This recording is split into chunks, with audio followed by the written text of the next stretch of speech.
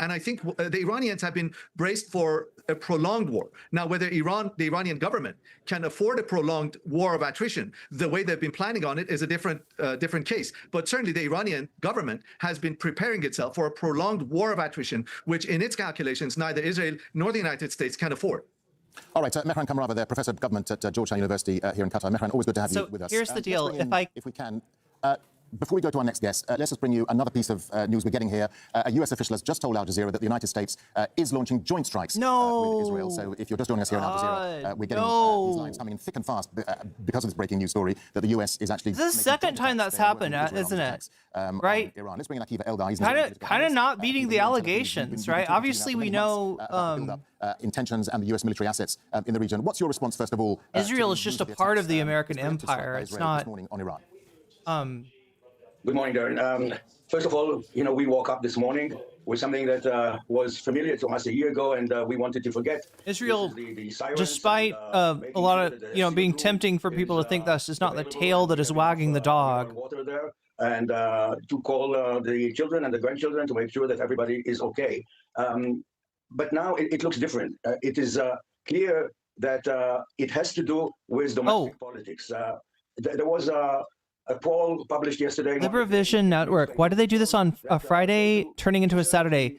Because Trump doesn't want it to hurt the stock market. It's literally for the stock market, Libre. It's literally for the stock market. The other thing is that every evening in the news, the networks are offering some kind of interview with an Iranian, with, of course, his face covered, that is telling us about the atrocities, what is happening there. And Netanyahu is playing kind of a Robin Hood. He's coming now to save the Iranian people. And this is the big difference, because this is happening after the big, involvement of many Iranian people in the kind of revolution and what the Iranian regime is doing to its people. So now Israel wants to appear as the peacemaker in the Middle East and as saving the Iranian people from the Ayatollahs and from their own leaders.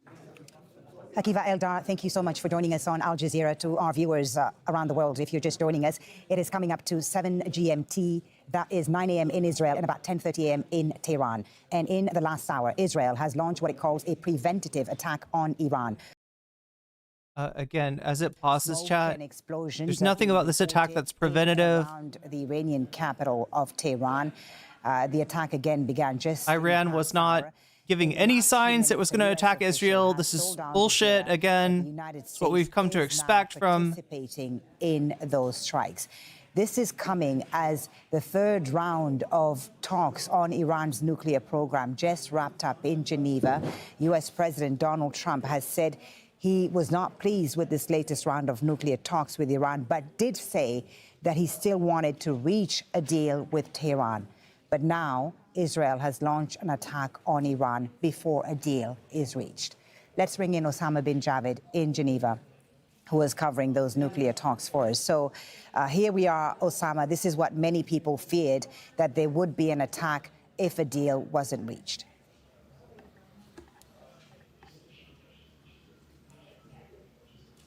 I mean, there's attacks even when they are on the process of making a deal, i.e.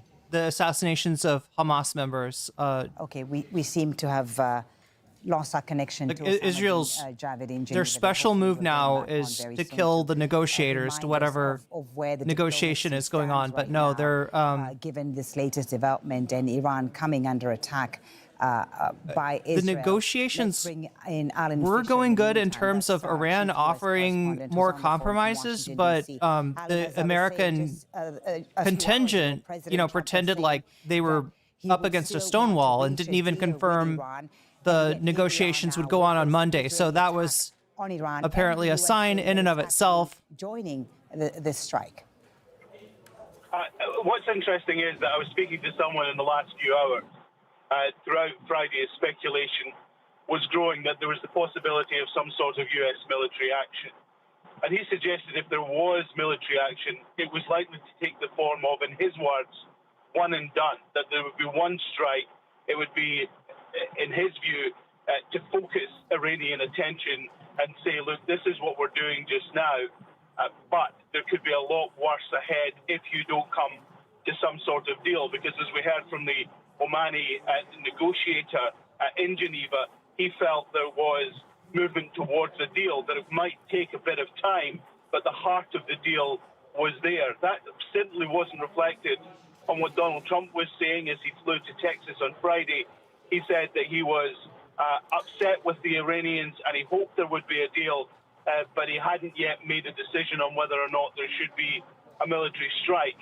And on his trip to Texas, he was accompanied by Ted Cruz, a Republican senator, and Lindsey Graham, a senator from North Carolina, who have proved to be sounding boards in the past. And he said that he was speaking to them, consulting with them, asking them their opinion. We know that Lindsey Graham is very keen on a strike against Iran. He wants to see some sort of regime change there.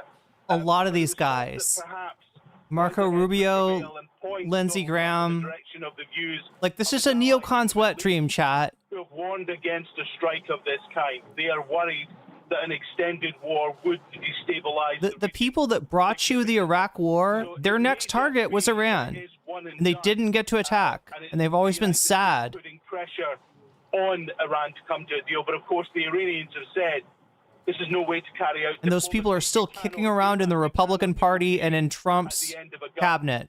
Some in the Iranian regime have even said, look, you can't negotiate with terrorists, and if they're threatening to hurt you, then...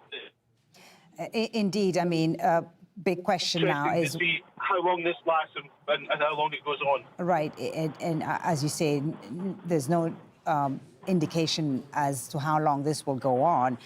And the question being also now that whether this strike will complicate the negotiations if they do indeed continue. Also worth reminding our viewers, Alan, that this is coming, of course, as we've seen a huge U.S. military buildup in this region with 2 carrier groups and hundreds of aircraft arriving in the region, even as the negotiations, as the diplomacy was going on. You know, presumably there will be some sort of retaliation from Iran. We don't know the extent of it. We don't know what it's going to look like. The U.S. would have been preparing for a retaliation. And they have been, and we saw that in the last 24, 36 hours with the likes of the Israeli embassy the United States embassy in Jerusalem ordering the evacuation. Awesome Opossum 98, thank you for resubbing. That's 14 months for you. Vox Populi, indeed, I got you. Of all but essential staff. That was a hint that there was something that was going on, that there was concern. And of course, they were saying, well, the talks are still continuing. This would happen in the normal course of escalating tensions, but it was certainly a significant moment. And of course, there will be concern that there will be strikes, not just against Israel, who said this attack was theirs, but now the United States and United States targets because... So for people, Danny Du Bois says, Israel doing everything in their power to drag the U.S. into the war. Unfortunately, Danny Du Bois, they already have. The U.S. has joined the attack. But we know that the United States, as you say, Paulie, has a significant presence in the Middle East at the moment. It has been a huge build-up over the last number of months, and the concern was that the United States wasn't just putting its troops in the region to walk away. They were putting their troops in the region to carry out some sort of military strike. And of course, the US is buoyed by Operation Midnight Hammer, the operation in June, which Donald Trump insisted had obliterated Iran's nuclear program.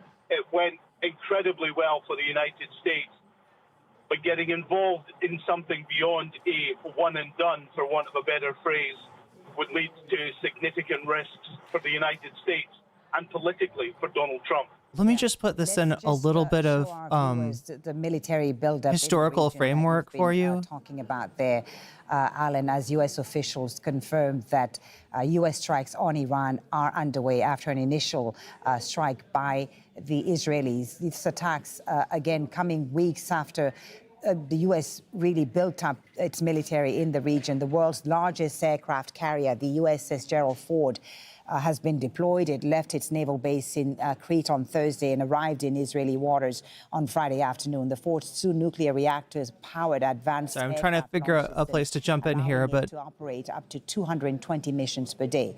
It joins the Nimitz-class aircraft carrier, the USS Abraham Lincoln. That carrier operates up to 70 aircraft, including FA-18 fighter jets and surveillance planes. Its nuclear propulsion system also allows long-term deployment. They're being escorted by guided missile cruisers and destroyers, giving it air defense strike and anti-submarine capabilities. So, Alan, a huge military posture in this region. The concern now, of course, is that if Iran strikes U.S. bases in the region in response, to what extent Washington would escalate. So I want to connect this. But they have the military talking about in the region. When would Washington escalate? The area just in the last week or so. I'm gonna leave the captions on, but mute it just so I can give you a little historical perspective on what's gone on here. So just bringing us back to the early 2000s, I was mentioning earlier, Lindsey Graham, Marco Rubio, many people in the Trump administration, many Republicans in Congress are members of a school of thought, let's just say, that we called neoconservative, right? So this was encapsulated with the Bush administration and their war on terror. Now they're a freaking communist invading radicals. These people had an idea that if the opportunity were to present itself, it would be in their advantage to start wars in a number of Middle Eastern countries, right? And they had a list. Afghanistan, Iraq, Iran. Iran was actually next on the list. They never got to do that because the Iraq war got unpopular before the Bush administration could launch us into a war with Iran, which was on the agenda, which was on the menu, which was part of the original plan, but it never got carried out. Now, after the Bush administration, right, in 2006, the last 2 years of his administration, Bush was actually got had to deal with a Democratic Congress. They got elected because people hated the Iraq war. They hated Bush's, what Bush did in terms of Katrina. The administration was really unpopular. So any plans, right, any opportunity that the 9/11 attacks presented for the neocons to enact their agenda on the larger world was stalled at that point, right? So you go through the Obama administration. Now, look, he's still participating in things like the genocide in Yemen, right? He's still, in accordance with Israeli allies and Saudi allies, still doing some pretty despicable things. I hope that doesn't break anybody's image of Barack Obama, right? But he was no, there were, he in some ways he carried on at least the neocon spirit, if not the agenda itself, right? But not in a way like the neocons would have been happy with, right? So they were really excited after 8 years of Obama. We finally get to maybe elect somebody else. Could it be Jeb Bush? Could it be Lindsey Graham? Could it be Marco Rubio? Either way, any of these assholes, they're going to do more war. And we're excited, right? The neocons got excited. They got their hopes up again. And along comes a man named Donald Trump, who does politics more like pro wrestling, right? And you could still see this even in his foreign policy. I swear to God, he does foreign policy like it was pro wrestling, right? A lot of it's kayfabe. A lot of it is him, announcing something, making some big splash, basically falling into the orchestra pit in order to get the attention. He rides this tactic all the way into becoming president. And it was thought, chat, that this was a different kind of Republican. That's how the MAGA movement defined itself, that they were not they were not, war hogs the way that the neocons were. The neocon is a bad word, or was a bad word in the MAGA sphere in general. Now, in the second administration, he's taken a number of these neocons into his office. Obviously, a lot of them are still kicking around in the Senate. And this decision by Donald Trump to go full hog, on Iran with Israel has essentially put him as the heir of that neocon legacy, right? Even though he ran in the beginning against the neocons, against Jeb Bush, against the Iraq war. Donald Trump ran as a semi-anti-war candidate, which is kind of amazing considering that he's doing exactly what a neocon president would be expected to do. Now, the question is, like, what will MAGA do in what will their response to this be?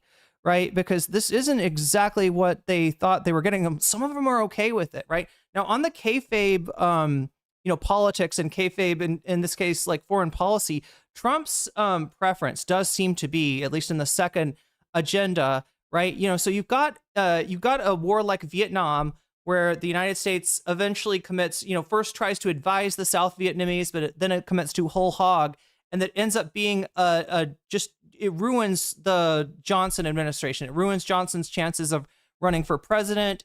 And it's not going on, Nixon essentially, it gets surrendered, right? It's a terrible, awful war. It's the example of how not to do war. In the 90s, George H.W. Bush wanted to shake America, the United States citizens, of what he called Vietnam syndrome. What is Vietnam syndrome? It's the fact that since Vietnam, nobody wants a war. Nobody wants to send their kid to die in some, country for some bullshit like what Vietnam was, right? What ultimately did that amount to? Fighting a country and a leader who modeled themselves after the United States in their Revolutionary War. They were fighting a Revolutionary War against France, and they won. And instead of just letting them have that W, the United States had to come in and say, no, Vietnam, you've got to, you've got to be colonized. I don't know. Or you got to be under our thumb in some way, right? We need to insert a puppet government in the South, right? Was what the United States was trying to do in Vietnam. That went really badly. For that reason, when George W. Bush went to war, and you can see this in the movie W, if you've watched Josh Brolin as President George W. Bush, right? You can see this in the movie W, that when George W. Bush goes into war in Kuwait, essentially, after Iraq has invaded Kuwait, right? First of all, this is a war in response to an invasion, right? It kind of looks a little bit better optically, PR-wise, right? You've got a ton of allies with the United States, a coalition of the willing, a bunch of different countries like co-signing, yes, Saddam's a bad guy and we got to take him out, right? So it feels less authoritarian, and it's not quite in and out. It's not quite one and done like the Maduro operation, or indeed Operation Midnight Hammer, the supposed targeting of a non-existent Iranian nuclear program by the president, again, his kayfabe politics. But it's somewhere in the middle, and it works to a certain extent, right? So what I mean by that is that the United States citizens were very supportive of George W. Bush in all the actions surrounding the Iraq War. There was a small anti-war movement. There were a few Democrats in Congress who fought against that, but they ended up not getting reelected. So from a war hawk perspective, right, from a neocon perspective, if you will, right, this is a very successful mission. Now, what happens, after George H.W. Bush experiences record high approval ratings, we're talking 80s, 90s, is that time moves on. And other things happen, and there's other concerns other than foreign policy, including people's pocketbooks, right? How people are doing in the economy. And a candidate named Bill Clinton comes along and says, "I feel your pain, American people," right? And so in other words, the honeymoon period of George W. Bush George H.W. Bush having actually accomplished his mission in Iraq doesn't last. And this imprints on a young George W. Bush, who's helping his president with his campaign because he's, kind of alcoholic and has got nothing better to do, right? He remembers this. And then when he does his war with Iraq, right, he doesn't want to do it halfway. He thinks the problem with my daddy is my daddy didn't go and get Saddam. So that's what we want to do. And George W. Bush re-engineers Vietnam after his father had supposedly cured the nation of Vietnam syndrome.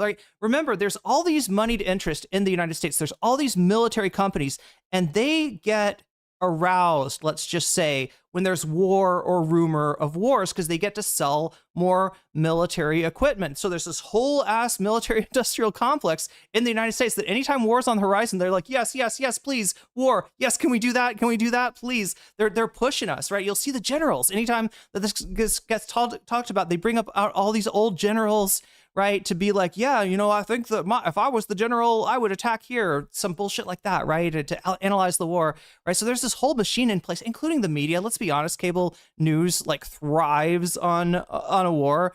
So a lot is kind of, you know, pushing towards a war. But in spite of that, and in spite of the new telegenic nature of war, pioneered by his dad in the Gulf War, right? George W. Bush turns a very popular presidency a mandate to take it to the terrorists. And remember, the American people were behind George W. Bush in Iraq, right? They had mistakenly linked up Saddam Hussein to the actions of Osama bin Laden when really these things had nothing to do with them. And furthermore, they were convinced that there were weapons of mass destruction. Hence, just like Israel today claims that this is a preemptive strike, claims that Iran is trying to develop nukes, right? It's a pretext. It's the same thing that, you know, we've been doing for generations and generations. So that's why being a neocon is a bad thing in the new MAGA consensus in the populist sphere in general, and that Donald Trump choosing this particular adventure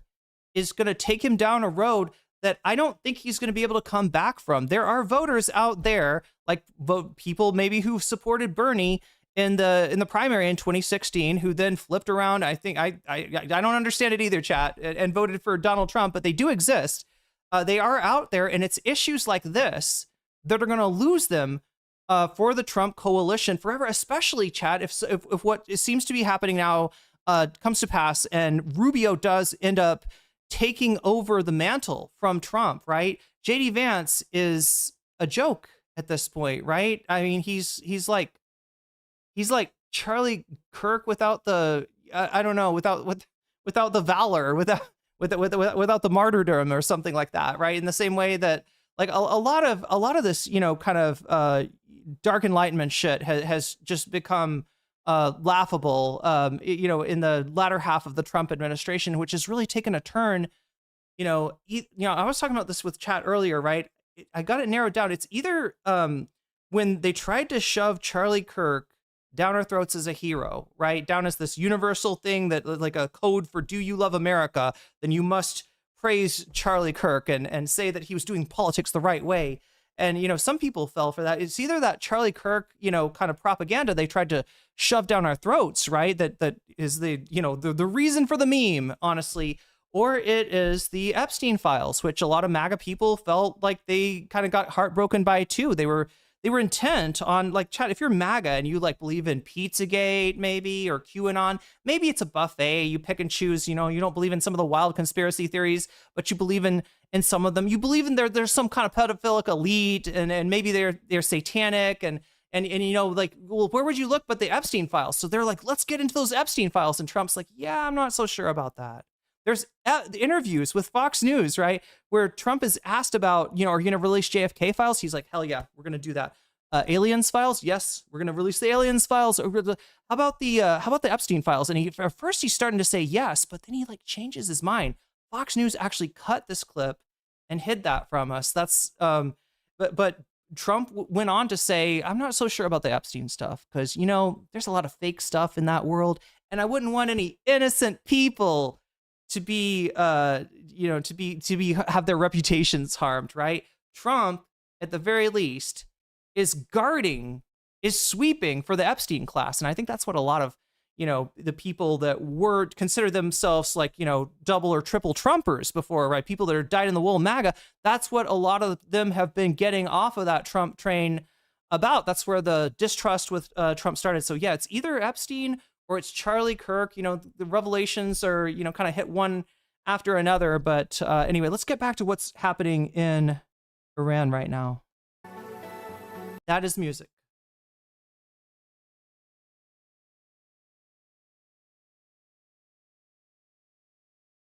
Israel first that announced that it had hit Iran. Explosions were heard in the Iranian capital, Tehran. Iranian media reporting that the attacks happened nationwide as Israel first announced launching these airstrikes.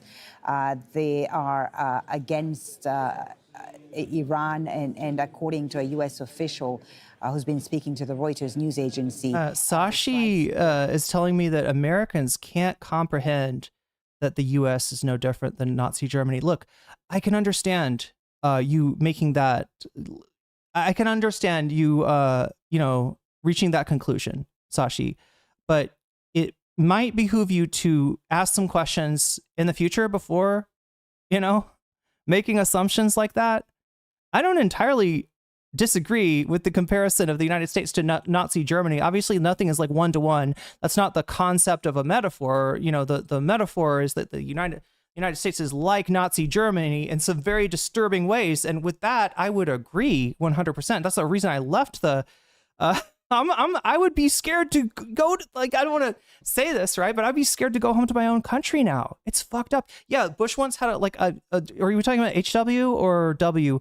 I think they both had a very high approval ratings at times. A lot of gullible, brainwashed MAGA that protect PDFs by extension, supporting Trump. That is, well, I mean, like that. Look, we can't prove that Trump himself is a PDF file, all right? Although there are some really disturbing, things that were actually covered up by the Trump administration, right? That's what the latest thing that's dropped is that they deleted some stuff about Trump. I don't know if that stuff is true or not. We can't prove it's true. What we can prove, though, is that he is protecting the Epstein class. And I think that in and of itself should be a non-starter as far as, who we support. Launched by air and by sea, and several ministries in southern Tehran have been targeted. Our correspondent on the ground there bringing us the latest on the situation. We'll keep a close eye, of course, on what's happening inside Iran. But also earlier on Saturday morning, Israel carried out airstrikes in southern Lebanon. The Israeli army says it targeted Hezbollah military infrastructure in the Iqlim al-Tufa region. The attacks are the latest breach, of course, of a ceasefire, which is agreed between Lebanon and Israel in late 2024. Zaina Khader is in Beirut for us. We've seen these Israeli attacks on Lebanon regularly in the last year since the ceasefire so yeah, was agreed. But what we have confirmed so far is that Israel has attacked Iran and that the United States has joined it in this attack. It's not being seen as an isolated incident. The timing, roughly an hour before the Israeli military Snowhawk saying Tehran, strikes into Isfahan, Qom. Israeli Air Force carrying out a series of attacks in southern Lebanon in the Iqlim al-Tufah region. This is a mountainous region, a very strategic region in southern Lebanon.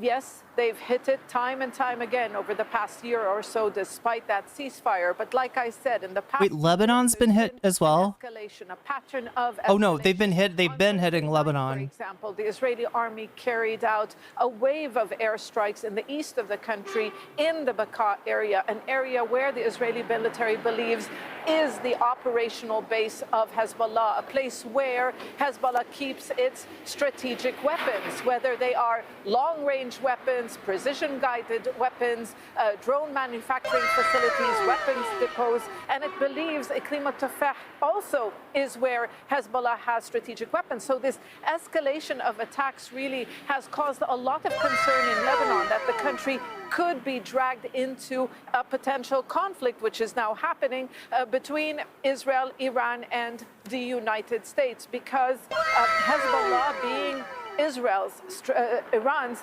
strategic and ideological ally. So these attacks are being seen as preventive attacks to limit the possibility of Hezbollah responding if it chooses to do so, because that in itself is another question. Zaina, of course, Hezbollah has been considerably weakened since its conflict. Narwhal by Nature, thank you for the 10 gifted memberships. I'll read those off in a second. Get involved if there's a prolonged conflict between Tehran, Iran, and Israel and the U.S.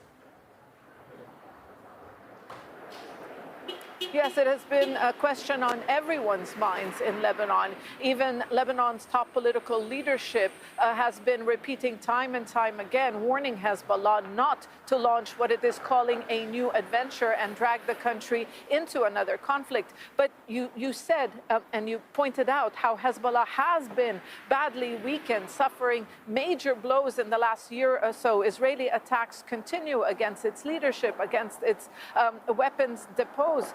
And, you know, it's a very difficult decision for Hezbollah to get involved. Israeli intelligence assessments say that they believe Hezbollah still has an arsenal of missiles that it is able to use, but they will not pose any existential threat to Israel, a much more superior army. And Hezbollah also knows that if it does get involved in this conflict, it could trigger a harsh response by the Israeli army and its people, its constituency, its supporters. Okay, I want to caveat what she's saying by reminding people that Israel cannot.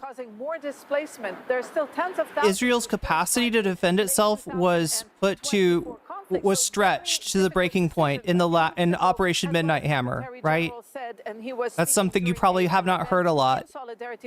And because of this event and because of the Ukraine war, the United States and Israel, its ally that it supplies with, you know, a ton of ordinances, they're low on ammo, basically, right? We'll have to comment on the latest developments and the strikes on Iran. So while I'm sure that their, you know, current weakened position is a calculation that, you know, will be taken into account, just understand that the United States and Israel are kind of coming into this conflict in a weakened position themselves, right? An hour or so ago, explosions were heard. I'm gonna shout out the, or I'm gonna read out the people that just got weaseled. Israel announced that it was launching a preemptive attack on Iran, and some 20 minutes. And again, preemptive, apropos of nothing. It's just, you know. Iranian media reporting that the attacks are happening nationwide as Israel launched these airstrikes. But now Tehran saying also that it's preparing for retaliation and that the response will be crushing. We have extensive coverage, as I said. So that's the next shoe to drop, is Iran's response. Hashim, who's covered Iran extensively, is also with us. We have our chief U.S. correspondent in Washington, D.C., Alan Fisher, as well as Zina Hodder in Beirut. And various guests will be analyzing. Let me read these out really quick. Emily Wood, you just got weaseled. Pontoon Large, you just got weaseled. 9'9", you just got weaseled. Alan, tell us. Ernie Burns, you just got weaseled. Germ, you just got weaseled. Alan B, you just got weaseled. Man Pixie Books, you just got weaseled. Tamara Chance, you just got weaseled. And Oak, let's go. Okay, let's go. You just got weaseled. Flipsy, Bipsy, you just got weaseled, and that's a good thing. They seem to suggest that they believe that the United States' involvement in this is towards decapitating the head of the Iranian regime. They say that from what they can understand, the attacks were concentrated in areas where the supreme leader may well be living. And so the intention was to try and take out the head of the regime and then see what would happen afterwards. Now, many countries have warned the United States about an extended effort to try and force regime change in Iran. They wanted to know what was the plan for the day after, and the day after that, and the day after that. So in other words, how is this not going to be in Iraq? That necessarily what would happen with that a pro-Western, pro-United States government form in his absence. And so there could be a great deal of bloodshed in the aftermath, and they were concerned that that would leak over borders, that that would cause instability across the region, and they would be dragged into a regional war of some description.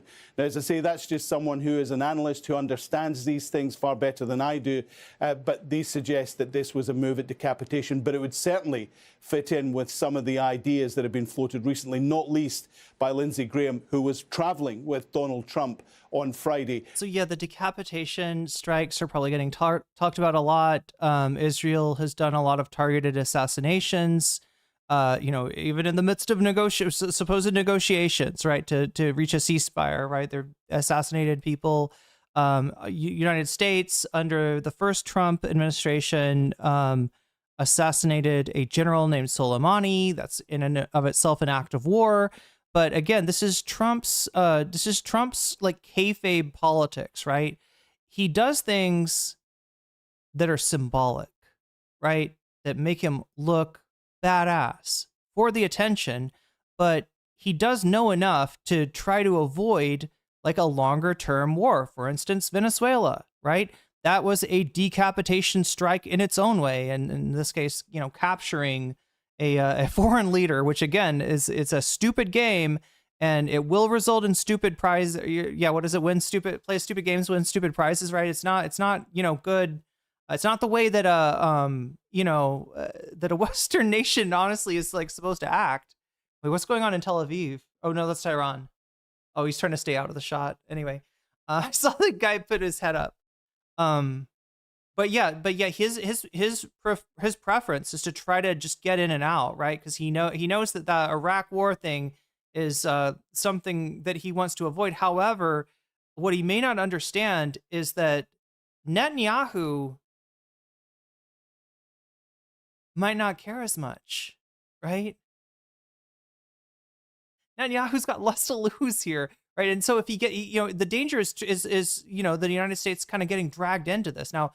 Like in terms of like power, in terms of you know who, you know, who's the you know big dog in the relationship with the U.S. and Israel. Obviously, it's the United States, and obviously, you know, Israel's there doing what it does. Even when the United States says, "Oh, I don't know about what Israel's doing in the West Bank," they're kind of doing it for the United States, right? It's there as like a beachhead in an area that is, you know, that where a lot of, you know, important resources come from essentially. So that's been the United States's you know, sort of relationship with Israel. But that doesn't mean that Bibi is not like 1,000 times smarter than Donald Trump or probably anyone in his cabinet and can't kind of finagle something where the United States ends up holding the bag.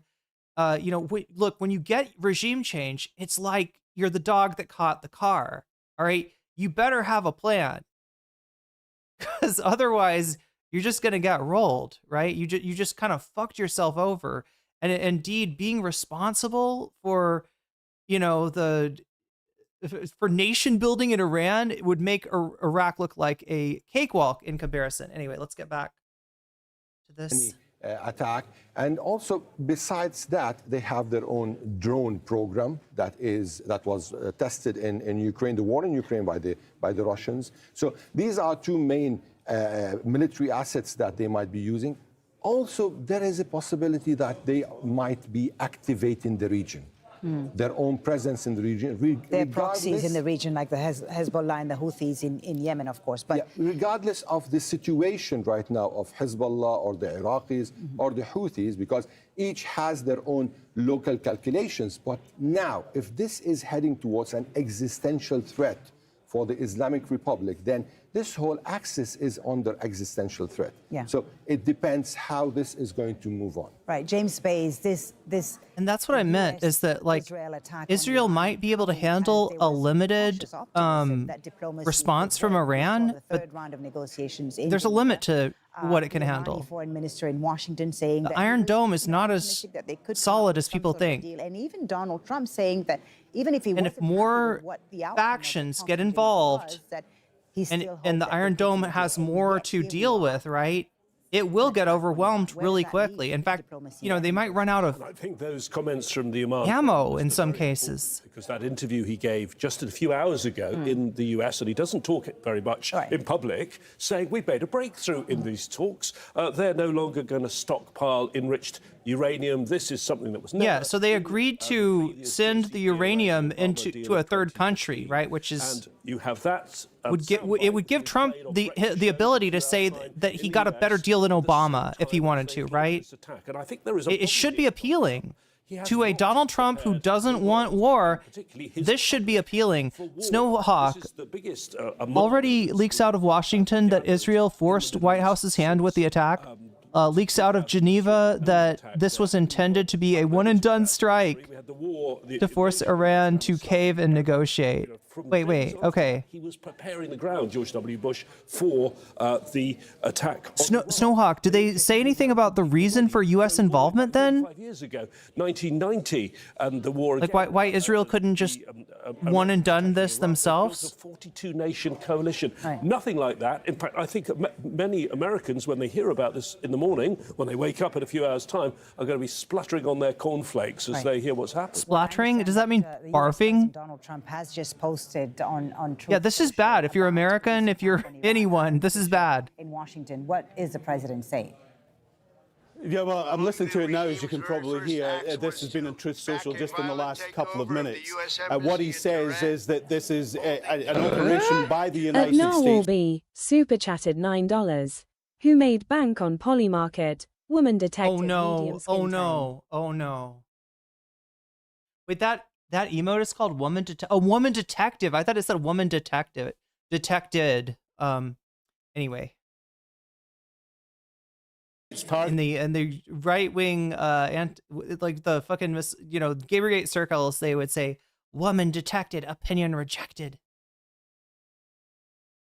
The government in Iran. Thank you for the super chat. 8-minute message or so, he says that this is the time for the people in Iran to take control of their government, that they should move immediately and not let this opportunity pass. I can play a bit more of it as we try to find out exactly what was involved in the U.S. operation. In 1983, Iran's proxies carried out the Marine barracks bombing in Beirut. He is bringing up history about the operation in 1983 when a number of U.S. Marines were killed in Beirut. He's now saying that involved with the attack on the USS Cole.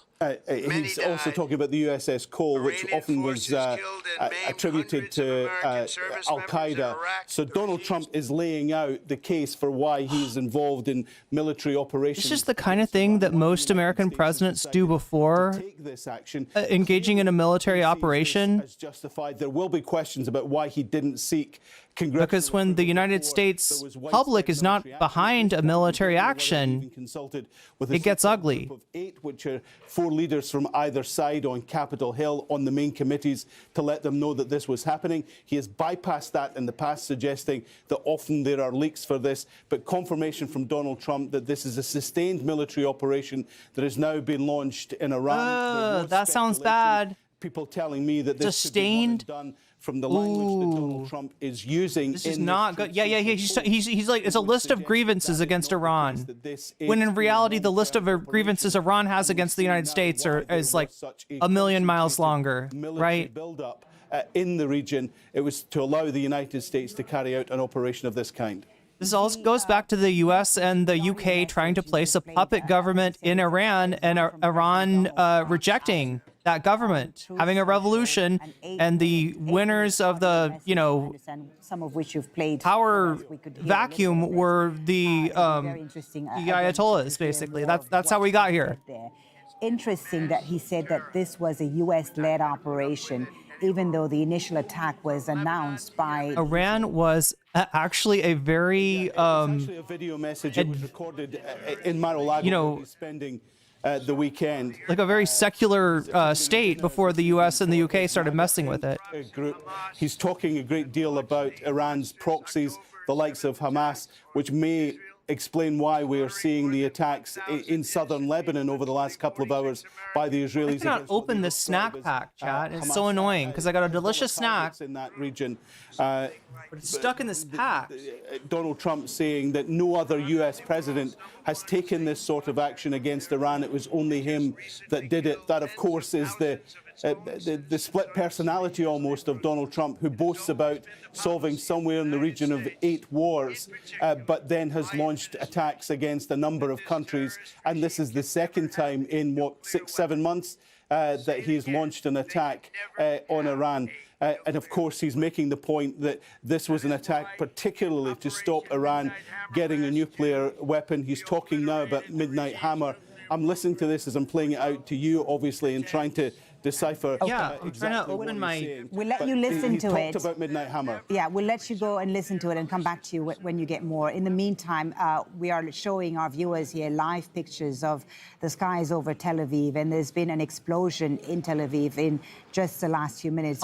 You can hear the other video in the background. They're actually listening to the president in the background. There, over the sky. I don't know why they've got it like that. Israel, as it announced the attack on Iran, also declared a state of emergency and closed its airspace. It protectively sounded air raid sirens across the country, preparing for any missiles launch in a retaliation for its attack on Iran. Akiva Eldar is joining us from Tel Aviv. He's a political analyst, a regular contributor to Al Jazeera. Akiva, can you tell us right now, if you're able to, what's happening in Tel Aviv? Because we've seen an explosion there, it seems, in just the last few minutes. Well, since the alarm came up this morning, the streets are empty. It's Shabbat, so very slow transportation, and people are at home. They were advised to stay close to the sealed rooms and to the shelters. Actually, in the last few years, people in Tel Aviv got used to it. You can still see in Tel Aviv areas where there are rebels from the last Iranian-Israeli war. So unfortunately, it became a routine for many Israelis, and there are many others who were fed up and left the country. These are the professionals, people from the high-tech. That's the other thing about this, right? Anytime that Israel is under attack and the Iron Dome can't fully handle it, and that happened, I think, during Midnight Hammer, and you know, these things get overwhelmed easier than people realize, right? People leave the country, right? I mean, they may come back later, they may retain their citizenship, but they you know, they don't want to live in a country. And like this turns out to be a big deal for Israel. So yeah, living, you know, doing a genocide in Gaza, more settlements in the West Bank, trying to destroy the West Bank, and you know, all these aggressive wars with other countries in the Middle East is actually not good for Israel as a country. We've heard now from President Trump in just the last few minutes, who's posted a video message on his Truth Social saying that the U.S. military has now begun major combat operations in Iran, suggesting that this is not going to be just a one-off attack. Although I'd say that now when Israelis like leave Israel, in Gaza, they're probably confronted with what their country is doing in a lot of places, right? Fighting right now. It didn't used to be like that. So prepared to be dragged. Unfortunately, none of this has had the effect of making the Israeli, you know, Jewish Israeli electorate less far-right genocidal, right? Unfortunately, that's genocide is still very popular. Especially the young voters. In fact, there are even further right parties that are. Situation. They know only Netanyahu and his agenda, and the word peace is hardly heard in the public discourse, and we see in the public polls that a diplomatic settlement between the U.S. and the Iranian was a nightmare for many people. This was the message that is coming from. He's saying that the Israeli military. Israel is Sparta, and in Sparta. Sparta. So we don't believe. What happened to Sparta, chat? Do you remember? Anybody seen the movie? To alter. Did Sparta win? And is that how the movie ends? And the thousands of Israelis that were. Bro, if you want to be Sparta. Was another Saturday and holiday. For him, this is a gift, not talking about his trial, about corruption, about the exemption of the Orthodox youngsters from serving in the military. Yeah, the Joint Comprehensive Plan of Action is what he was talking about. And, you know, if you're worried about Iran enriching nuclear fuel, right, that act prevented them from doing it. That act had inspectors looking at their whole nuclear program, right? Trump blew that deal up. President Trump says they're doing this because Iran is developing long-range missiles that threaten the U.S. and others in the region. Let's listen to President. And I think the deal that they want to get is for Iran to also renounce, what is it, ballistic missiles? Element of the RGC. But again, it's just performative. Used to oppress the protesters. So those are the kinds of things that I would expect to see would be the options the president will be looking at going after if the Iranians didn't negotiate. I also don't think his objective would be an all-out. Okay, apologies for that. We will try to sort out that. Oh, they are having problems with their audio. Yeah, they didn't mean to do that. On his Truth Social just a short while ago, confirming the beginning of operations against Iran. President Trump says these are major combat operations. We've seen. Okay, so Trump signaling that this is not one and done, including on the capital. Which look, let's go to Mohammed Val, who's in the Iranian capital for us. Trump's foreign policy has not been popular. He hasn't done the things that most presidents will do to try to assure that it stays popular. When somebody like George W. Bush wants to attack Iraq, you know, there's a whole media campaign to try to sell that to the people. Trump has done none of that. He says he is the president of peace, that he has stopped all these wars, right? No wars under his, watch for the first term, right? And then he goes and starts all these conflicts. Now, I say conflicts, right? Because they're usually one and done. Like Maduro, the U.S. is not involved in a ground war there. So that's been his saving grace in terms of losing more popularity, which Trump is already at like 36%, right? Record low popularity, record low approval for Trump right before midterm elections, right? A land war in Iran that is perceived as costly, to American lives, or even just to American, money, right? The American people don't understand. I think that would actually have a significant deleterious effect on the rest of his administration, which is not looking good as it is, right? This guy is currently looking at if he can do an executive order to try to steal the midterms election because he knows he's going to lose, right?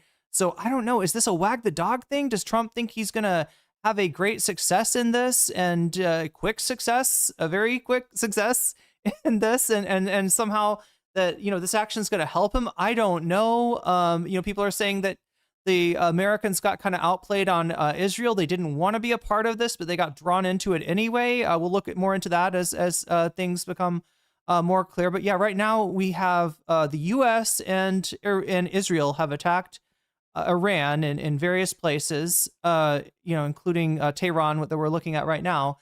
And we are waiting for the other shoe to drop. Iran has said they will respond. How will they respond? Where will they respond? That's the question, right? And there's a lot of reason to believe that this time, like they were saying earlier, might be more existential for the entire, the entire, de facto, I don't know, what do you want to call it? Like a NATO or Mito, Middle Eastern. No, I can't. I don't know. There's like the whole anti-Israel cohort, right? Anybody that's resisting Israel, right, is kind of fucked if the U.S. and Israel are able to somehow, pull off regime change, dominate the country, and then put their preferred forces into power in Iran, right? So, there's every reason to believe that this might be a more in the past, when the U.S. and Israel have attacked Iran, it has responded in a very controlled way, right? A very minimal way, because it's the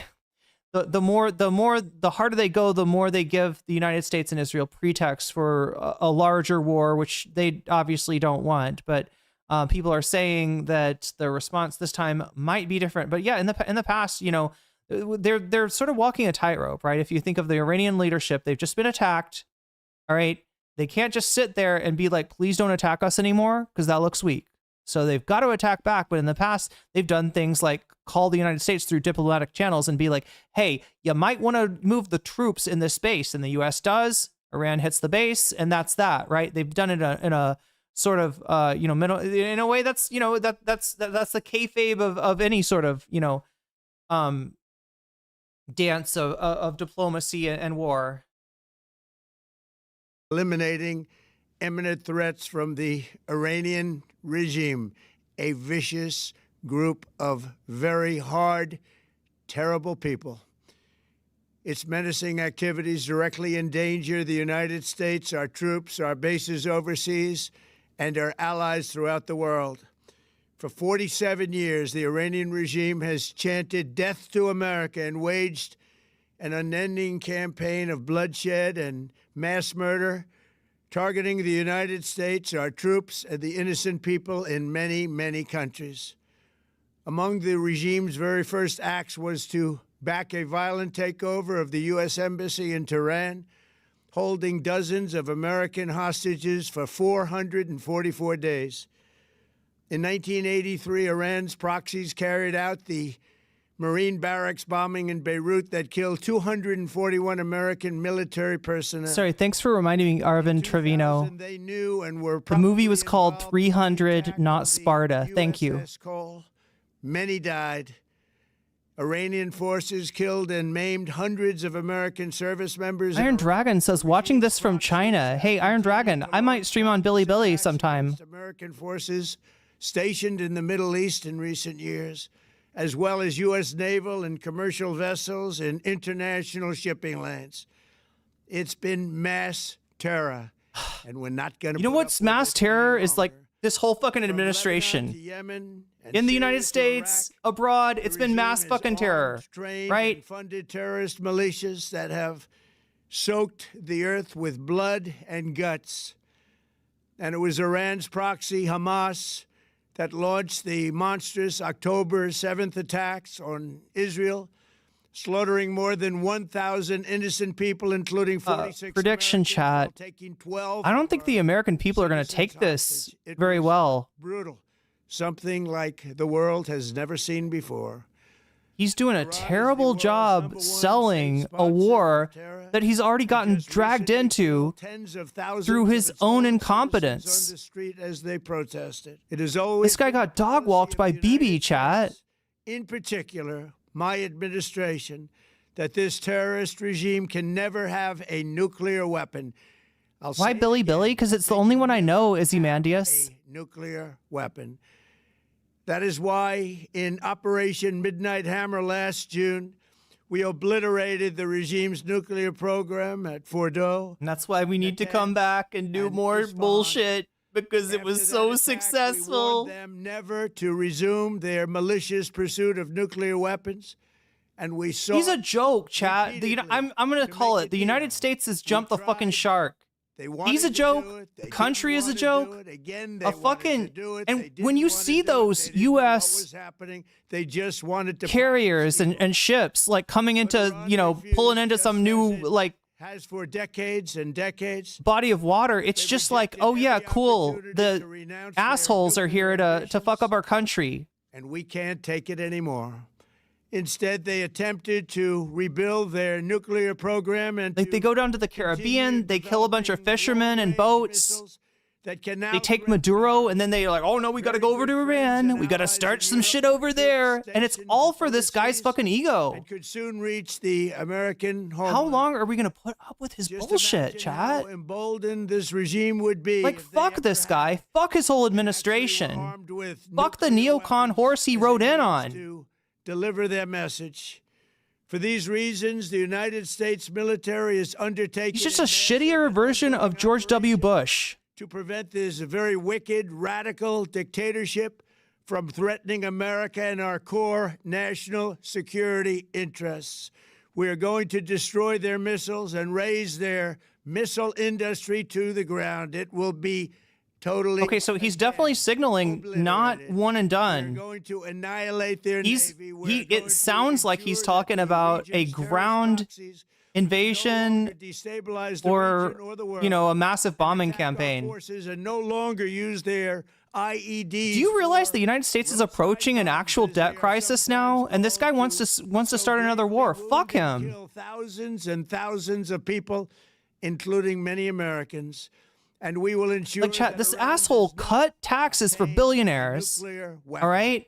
It's a very simple message. And then he put in all these tariffs. Don't worry, the tariffs will pay for the taxes. It's okay, we've got the tariffs. The tariffs just got taken down. Those tariffs don't exist anymore. The United States owes people, it has to repay the tariffs. And rebuilt our military in my first we don't have the money to be doing this. We don't have the ammo to be doing this. The United States as a world power, I fear, is not long for this world, okay? The has taken every possible step to minimize the risk to U.S. personnel in the region. Omega Star, thank you for gifting a sub to Zavara. Zavara, you just got regime seeks to kill. Jellyfish. Lives of courageous American heroes may be lost, and we may have casualties. That often happens in war. But we're doing this. Look, Jonathan, if you're not from the United States, you're talking about people voting against Trump. There will be a chance to do that, not directly, right? United States has midterm elections coming up this fall, right? They'll be electing members of Congress and members of the Senate, right? Right now, there's no oversight. There's no meaningful oversight because the Republicans are in charge. Super chatted $5. France24 just had a video about how nation states no longer attempt to fulfill the needs of its citizens now, which was the whole point. The whole point of wow. Wait. Oh, it's I can't pull that one up, but thank you for the super chat. Either way, Narwhal by nature. And thank you, Omega Star, for that gift sub to Zavara. This is, let me see if I can pull up the, how nation states no longer attempt to fulfill the needs of its citizens now, which is the whole point of nation states in the first place. True. Well, look, there are certain citizens look, I want to explain this to you. For anybody who doesn't understand, like, what's gone on in the United States and what you might be in for if you adopt MAGA-style politics in your country, if you allow this United States shit to come in, right? It's that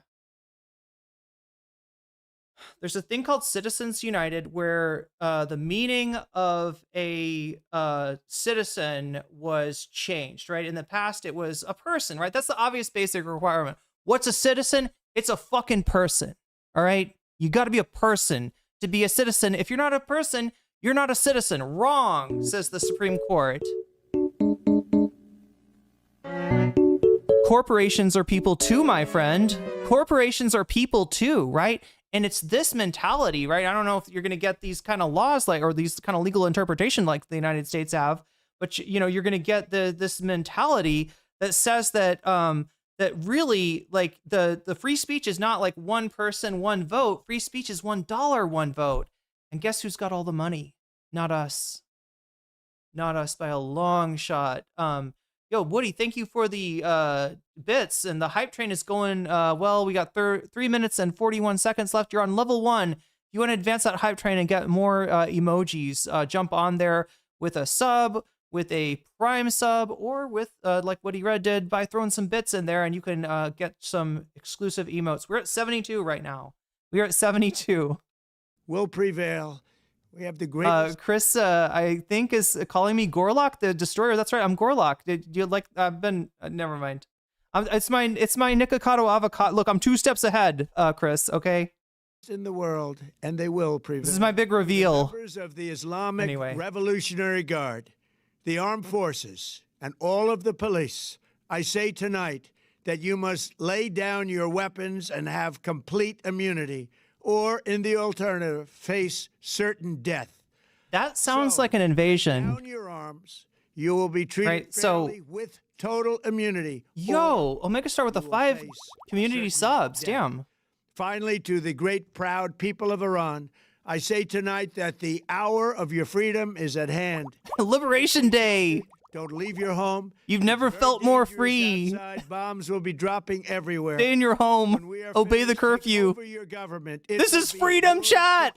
Do you feel the freedom? Freedom is on the march, chat. It feels a lot like fascism, though. Was this what it felt like in Nazi Germany when they fucking invaded Poland, chat? Never got it. No president was willing to do what I am willing to do. Is this what it felt like when they invaded France? God damn. 102, thanks to Omega. God damn, Omega. America is backing you with overwhelming strength and devastating force. Well, now is the time to seize control of your destiny and to unleash the prosperous and glorious future that is close. Oh my God, chat. This guy is putting Orwell to shame. Do you not see that? It's so fucking obvious. Men and women when everything that you say means the opposite of what the meaning should be, you know? You get into this really dark place, and we're in that place now. We're in the sunken place, chat. Are you ready? Announcing the U.S. has begun major. What does he mean, immunity? Let's see if I can explain that. Oh, she's going to explain some stuff too, but he means that they'll go after cops, they'll attack police that like defend the sovereignty of Iran. But if the police turn in their badge and say, "I'm not police anymore," you know, I give up, then they'll get immunity, right? They won't be in Iran's capital, Tehran, while blasts were also reported in taken prisoner or killed or whatever. I don't know. Across the country. But all my jellyfish towards Vox Populi. I think we already got some. One for Vox Populi. So let me put them both up. What is the objective of this operation from President Trump, and how long is it going to last? The United States has once again set the table for a revolution in Iran. They've done it before. Shut up. This time, they're doing it with weapons and bombs rather than covertly through the CIA. It's clear that this is... Oh, actually, don't show it. Shut up. That's actually some great... Donald Trump accepting the fact that there may be casualties, saying that it's something that you have to accept in war. You got to break a few eggs. You got to kill a few innocent people.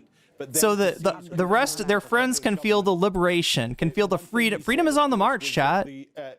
Gaming stream. Oh my God, I need a gaming stream. Lay down their weapons.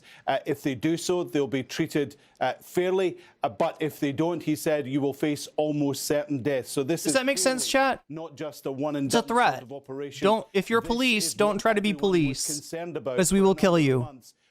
So in other words, there's not going to be law and order. There's not going to be safety in Iran. There'll be those close to Donald Trump. But there's freedom. It's freedom, chat. It's freedom, baby. Pushing for it for years. Is this what it felt like to be Nazi Germany, chat? That Donald Trump has effectively launched a war in Iran without seeking congressional approval. We don't even know if he's informed Congress that this was going to take place.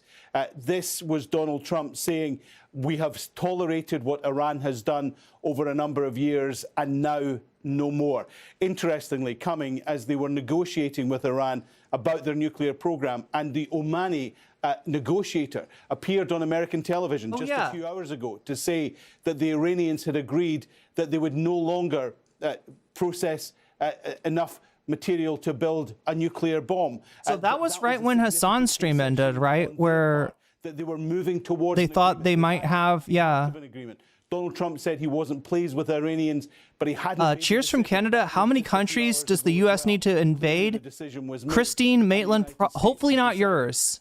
I mean, that would be that would be awful. Just briefly, how long do we expect this operation to last? But that's what I'm wondering. Of course, we have where are we at? We have no idea what the targets are. We know that the United States will have significant... Like, he's talking about a ground invasion, it sounds like. ...hand with the Israelis. What they will be preparing for now is the backlash. We already saw that with the evacuation of some embassies around the region when non-essential staff were told that they should leave, and they should leave now. That suggests that perhaps, as Donald Trump was saying, he hadn't made a decision. The wind was... The biggest controversy, I get what you're saying about the Democratic Party having terrible policies and a lot of cowardice in terms of opposing war, right? And I agree with you about that. There was a real but please notice the guy that's starting the war right now is not a liberal. He's a fascist. People described as radical Islamists. And this is not an anti-war administration at all. All right, it's a straight up imperial, although should we say irredentist at this point, maybe? Sorts of levels of uncertainty. Something Donald Trump has criticized. I don't know. We'll save that one until after China bitch smacks the United States. Into a similar situation himself. Then we can call it irredentist. Until then, it's the imperial presidency of Donald Trump. 8 GMT. If you're just joining us on Al Jazeera, extensive coverage of the U.S. and Israel attacking Iran continues. In just biggest controversy. Unfortunately, the people with money in the United States, whether they be Democratic voters or Republican voters, they tend to want their military-industrial complex to be fed, and that's why we get this shit, no matter who we vote for. On the capital, Tehran, but we understand that they're now also taking place in cities across the nation. Iranian airspace has been shut and mobile services have been cut.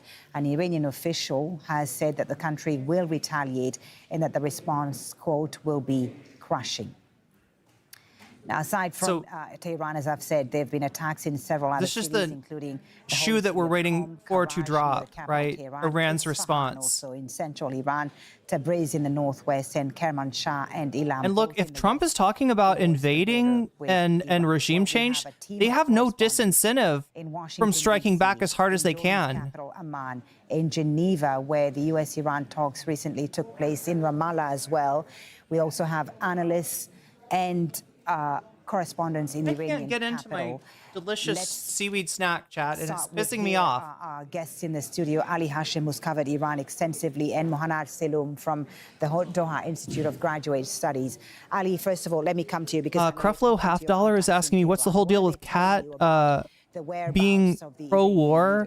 Well, just talking to a close aide to the Iranian president right now, he told us that the president was harmed by the first wave of... Watch us on tomorrow, right, and you'll find out more about it. But it does seem like Kat really fucked up. With respect to the Supreme Leader, Ayatollah Khamenei, there's no information about his whereabouts. But like she's getting bad foreign policy advice at the very least. He wasn't in the complex. And given the fact this is a deja vu moment, it would be very unlikely that these officials, especially that high, will be in expected areas in their premises or in their headquarters. So for now, what we know is that the president isn't harmed. The Supreme Leader probably wasn't in the complex, but this attack, it's clear, it was mainly aimed at decapitating. Right, because of the targets, right? I do need to explain the... Included official buildings. Yeah, I mean, when they're hitting Pastor is where the presidency is, it's where the Supreme National Council... Okay, so yeah, this was a decapitation strike. No word yet on it, if any high Iranian officials were killed in the attack. The house of the Supreme Leader. And where do the Kurds play in all this? Good question. The IRGC command. So it's clear that these although they've kind of clear attacks on the heads, on the command and control. How much this was successful, wasn't it successful? It's too early to tell. Yeah, it's too early to tell. Mohanad Seloum, let me come to you. What did you make of what we heard from President Trump confirming this major operation, saying that the objective is to destroy Iran's missiles and raise their missile industry to the ground? But interestingly, also missile industry. That's an interesting thing to say from a country freedom is at hand in which a large portion of our economy is to the Iranian people as well. Making weapons of war. Regime change war. This is not about missiles. This is not about the nuclear system anymore. What the message coming from DC is that we are going to change the regime.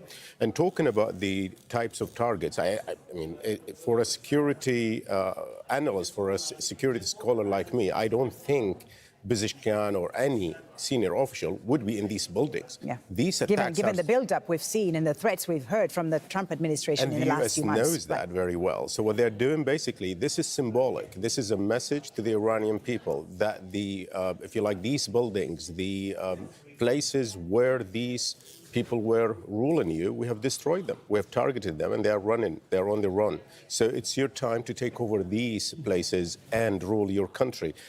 This is one side of the story, but the Iranian leadership would have prepared for such a scenario. As Ali said, they would have had a plan B, a plan C, a plan D even for such a situation? Definitely. Would they have not? So that is one side of the story. I was about to say the other side of the story is the Iranian regime. Obviously, they have a plan for this. They knew what is coming. And also, they have learned so many lessons from what happened in Iraq. And so what they are going to do is basically have a first line of command, second line of command, third line of command. But if we are here in the studio talking about this, I also want to point out the limitations of Israel's recent decapitation strategy.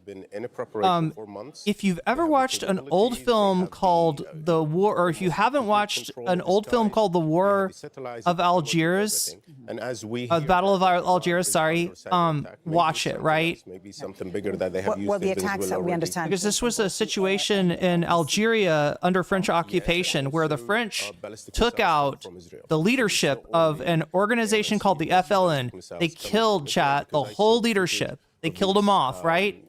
And guess who won between France and Algiers eventually? Yeah, the Algerians pushed them out. As an existential threat, and it did not go well for France. Briefly, right? Ali, on President Trump's message specifically to the Iranian people, telling them this is the hour of their freedom and that they should take over their government.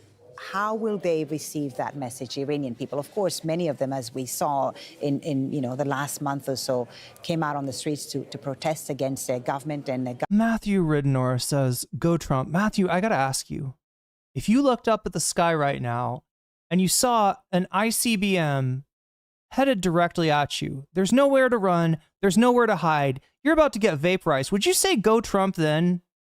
Right? It's just a weird time for you to be saying that. I get that you like Trump, right? That is a little bit of a self-report, but this is I just wonder what it's going to take you to convince you that the things he's doing are bad for you, right? Government's policies, but will they welcome this U.S. intervention? Well, there are two messages I heard in President Trump's speech. One towards the armed forces, calling on them to lay the arms, and then I can't. And why do they make these things like this? It's impossible to open, chat. Look, of the delicious last war, the seaweed snack. I can't eat it. There are different contexts for this and that. These are 92 million people. Of course, there are some people who are happy with this. And of course, there are some people who are ready to defend the system. There's a very solid bloc, ideological bloc in this country. And there's also, those who want to their lives to be safe. So it depends on who this message is falling So yeah, here's the deal with Iran, right? Is their government, very securitized country. Repressive? Oh, absolutely. Abso-fucking-lutely, right? But this is a government that replaced a puppet of the United States and the United Kingdom that was put in place to rule Iran and to, in the interest of other countries, right? So why are the Ayatollahs in charge? Because of the United States and the UK trying to control Iran, right? So there are people that are sick of the bullshit from the government, right? That do want regime change, right? But there's also people, in fact, I would say more people probably, that are leery of what plans Israel and the United States has for the Iranian people. They have no reason, considering what the United States has done to them in the past, they have no reason to trust, right, Trump's false promises of liberation. And also considering how this guy uses freedom and liberation, Liberation Day, like, it's straight up Orwellian. Everything he fucking says is the opposite of what it should mean. We have talked a bit earlier about Kermanshah in the west, about Qum near Tehran to the south of it, about Isfahan to the center. Not clear what targets are specifically meant to be destroyed there, but the Israelis talking about, several targets, and the Americans also talking about a sustained campaign to now clearly remove the missile capabilities. They're also, I feel like probably thousands of those missiles scattered across the country. I mean, so it's clearly missiles might have been the pretext, right? But it sounds like they're trying to do regime change, schools in Tehran have been, which is necessarily going to be messy. There has been a cyber attack on on the news agency, the main news agency, Tasnim, and now it is back on air. But also, mostly speaking, I mean, we don't have functioning internet here, so that's a major situation in Tehran. A lot of confusion. And people I are unable to appreciate, communicate. Yeah, I appreciate, properly Mohammed, that it's difficult to get information because of you know, the internet connection and so on. We are hearing reports that Iran has begun launching missiles towards Israel. Okay, so here we go. To confirm to us. This is what we're waiting for. Is the not so far we can't confirm that because until now, as I said earlier, there is no official report from the Iranian government. We have semi-official sources like Irene, like Irna, and so on. They are talking about what is going on, and Iran has always, during the last few days, promised vehemently that it is going to react to any attack on its territory. So it's not impossible, it's not improbable or illogical that they are doing that, but we don't have any confirmation of those attacks.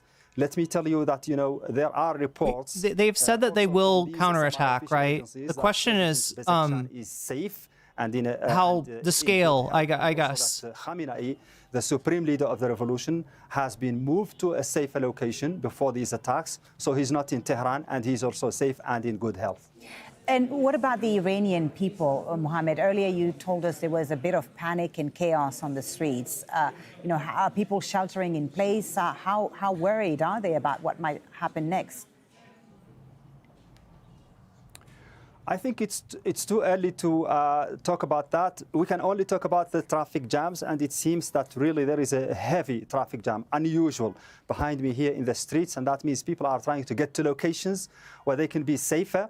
We don't have details about whether some shelters have been prepared for people. It's a multi-million residents city. It's very difficult to, arrange that. It's going to take time. But the reports we hear from unofficial sources, semi-official sources, that the government here, the authorities, are taking all precaution measures. Joe Mama says the missiles are incoming for what it's worth. A major reaction to what happened this morning. Okay. Mohammed, thank you for now. I'll be back with you in just a few minutes. Let's go to Noor O'Day in Ramallah in the occupied West Bank. Noor, what more can you tell us about these reports of missiles being launched towards Israel? Oh, okay. Well, the Israeli army fully has issued a warning. The Home Front Command has issued also warnings and sirens telling residents of the Galilee and the Upper Galilee that missiles from Iran have been sighted and that they that they are headed towards Israel. Several warnings and messages have been received on people's phones. I can tell you right now, receiving in Hakarmi, in Margiliot, in areas in northern Israel. And these are the same areas that we also saw Iran attacking in previous... Trump offered $20 Amazon gift cards to all regime and military personnel who cooperate? That's like what a scammer would do. McDonald, are you serious? Are you trolling me? Military censor issue direct McDonald's vouchers at participating restaurants only? Okay. Report about the restrictions that are imposed. You got me. That sounds like from inside Israel, which include any reporting on sites of impact, on movement. Like, he's such a scammer. You got me. Material shared with the public in Israel or beyond that around the world about the events happening, according to the Israeli military censor. Of course, that would. So yeah, chat. As you can see from the enemy, the content stuff down here, already seeing the first signs. I had a very different stream planned out.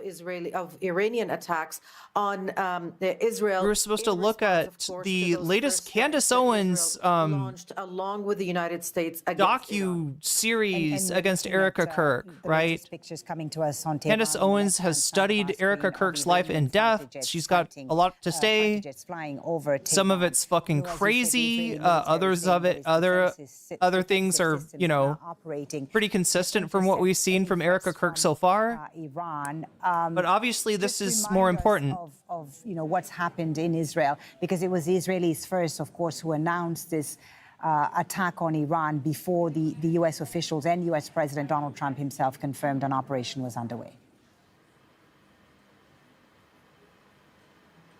That's right. Around 8 a.m. in the morning, local time or so, Israel announced that it was launching what it claimed to be preemptive strikes against Iran. And let's put that in context. For weeks now, as the region and regional players were trying to convince the President of the United States that diplomacy, not war, was the way forward with Iran, that Iran was amenable to a deal, that it was willing to discuss all issues with the United States, and that it had no intention of launching strikes against U.S. assets or other countries in the region.